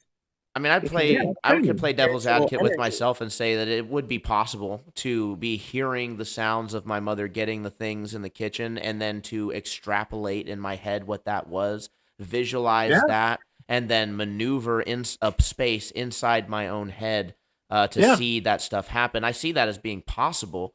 However, obviously I'm not the only story of astral projection, and there's CIA remote viewing manuals, so I wonder what you would make of those.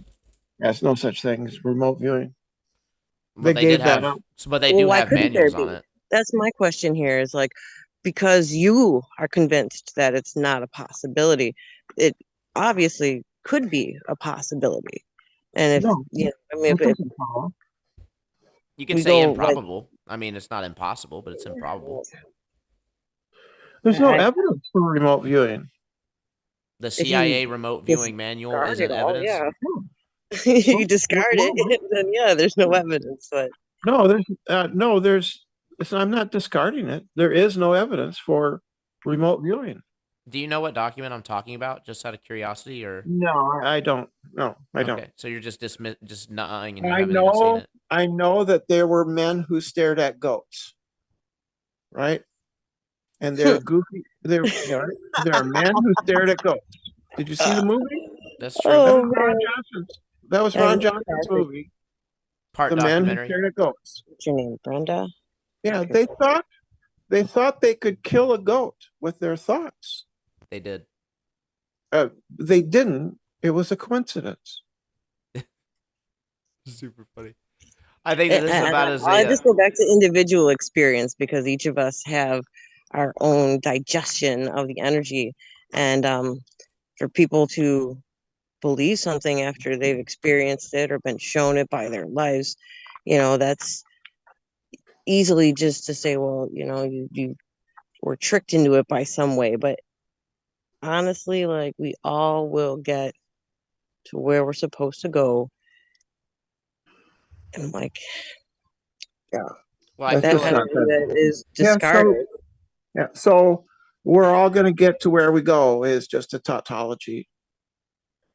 No, it's not. It's Yeah, it is. a definite. It is totality. Yeah, I mean, like it's I mean, there's no other way it can be. Everybody's going to get to where they're going, and that's just the way that it is. But I think that this is a Well, great some time won't. to. there's layers to it I though. think it's There's layers a because great. we'll all end I up. think Donald. Guys, I think, not everyone, I think not Donald all at Trump once, is not right? going to get to where he's going. I So, know it's very vague. I'm It was trying a vague to thought. close I'm out sorry. the show. If we could get our last pieces in, I'm going to go ahead and go All right. around the table. Whoever wants to There, go first, and we'll wrap it there up. is no God. There is no God, and Jesus is not his son. Thank you. Thank you. Maybe we should discuss that instead of flat Earth sometime. Well, I'm not a Christian, so I'd be the wrong one. You don't have to be a Christian. Fair? So you're a Muslim then? No. No, I'm a hermeticist. I don't know what that is. Yeah. You should talk to Tom Jump. Somewhat. You know who he is? I don't think I know who Tom Jump is. Tom Jump. He has a pretty big YouTube channel. Consider He talking to him. debates theists and philosophy quite a lot. Nice. Could be interesting. Yeah, he'd probably either come on your show or let you go on his. I think it'd be very flexible as far as the streaming options go. I think he would. Yeah, that'd be fun. I think I love this whole conversation is one that's been very, before I was ever into flat Earth and cosmology, this was the conversation I like to get into. Oh, okay. Yeah, I think I don't think you would enjoy it because he would tear you into tiny little pieces and scatter you to the wind. Dude, even if that was the case, I have skin as thick as a rhino's. There's like literally nothing that anybody could say to me that would possibly bring me down. So, Right. Let's talk. I love new perspectives. I love being challenged. It's the way to go to grow within yourself and to build. So that's good stuff. So you're closing it up? Yeah, we've been going for 2 hours now, so I'm keeping it true to time. Sorry about that. No, you're good. I appreciate you coming on, giving Christianity and esoteric quite as much as you have. So I think that was really interesting, and we could definitely talk more. Andrew, final thoughts? Or, sorry, Mitz, I skipped right over you. Do you have any final thoughts? No, nothing really. I think it was a good conversation tonight. I enjoyed coming on. Yeah, that's good. That's good to talk about these things and to learn all about it. I love different opinions, so absolutely good stuff. Well, thank you so much for coming on and giving us that, helping make the show. Andrew B., final words, thoughts, opinions? Yeah, I was kind of tuning out when that guy named Brenda called in. I would rather listen to people dying in a fire than listen to that guy again. But aside from that, yeah, it was instrumental in a lot of different ways. And Mitz, thank you very much for coming on and sharing your point of view. I don't necessarily agree with a lot of the stuff you were saying, but I appreciate what you were saying, and possibly I'm wrong. I'm always looking for more points of view. But in regards to atheism, I don't think that's even a possibility anymore. I agree. Well, Andrew, thank you so much for coming on and kicking it with me for the majority of the show. I'm going to go ahead and close out this meeting here and play some music for the lovely folks over on YouTube and Rockfin who are still with us. Let's go ahead and shout them out. Andrew, I'll see you on the other side. All right, folks, let's go ahead and back into the studio. We appreciate you kicking it. What a great show. Really started to get heated up there at the end, but hey, that's what you get in the True Fate debate. We appreciate everybody who has come on, and let's go ahead and shout out those who are still with us here. Let's start with YouTube. We love you. Shifty Eye Shady, Salted Cedar, Anson Howard. Actually, I believe it was Anson Howard has recently become a member of the Builders crew for the Tribune VIP. So thank you for the support. We really appreciate it. And cool things are going to be coming very soon, folks. You can go and check it out at troublingtribune.com/VIP. Go to the website. It's got all the details there. Don't want to spend too much more time. Let's finish the call out. Dr. Law, call for 0. Nachita. Much love, friend. Christy Lidls. Christy Lee Dolls. There we go. Nailed it. All right. We also got 1 Neo, call for 0. Andrew B. Flat Sabbath. Awesome. What an awesome name. We got Nemo, Renee Bernays, and Scott Level Realm. What is up? Remote viewing is obviously and demonstrably real. Absolutely, right? We also have starting to get some repeats. All right. If I've missed you, I apologize. Brianna Lynn, going to have to go and rewatch the whole thing. It was a great conversation. As usual, lots of legends in the chat, legends in the panel. Most of us. All right. Boo Ranch. Who else? Effed Up World. All right. If I miss you, I'm so sorry. Let's move on to the Rockfin. We got Willie Nanny. It was all fun and games until the big man herself showed up. Super funny. Okay, we got Nominal, Nuba, Shifty Eyes Shady, Ashley Knopp, Andrew B. Appreciate you guys. Much love over on the Rockfin. One of the best ways to support not only this show, but Jaronism, Karen B., Mark Sargent. We got Brian Stavely. We also have Mellowdome, Flatman X doing the FMX radio where you can catch myself, as well as the Flatman Hype Man himself. And we are also going to have many, many more. But as you guys know, there's only one way to really know, and that is to go. Same deal with the merch shop, guys. We got some crazy good designs, and you guys have been clamoring for them. So go and check them out. Let us know what you think. We're definitely liking it. So we appreciate all the love. I will see you guys. I don't think we have anything planned tomorrow, taking a little bit of a day off, but we will see you again Friday for the True Earth debate, the TikTok edition. It's going to be awesome. You know, always digging through the TikTok dredges. And yeah, we appreciate you. Going to be updating the members pages here, so you guys will see that on Friday as well. Much love, guys. I will see you then. Until then, peace.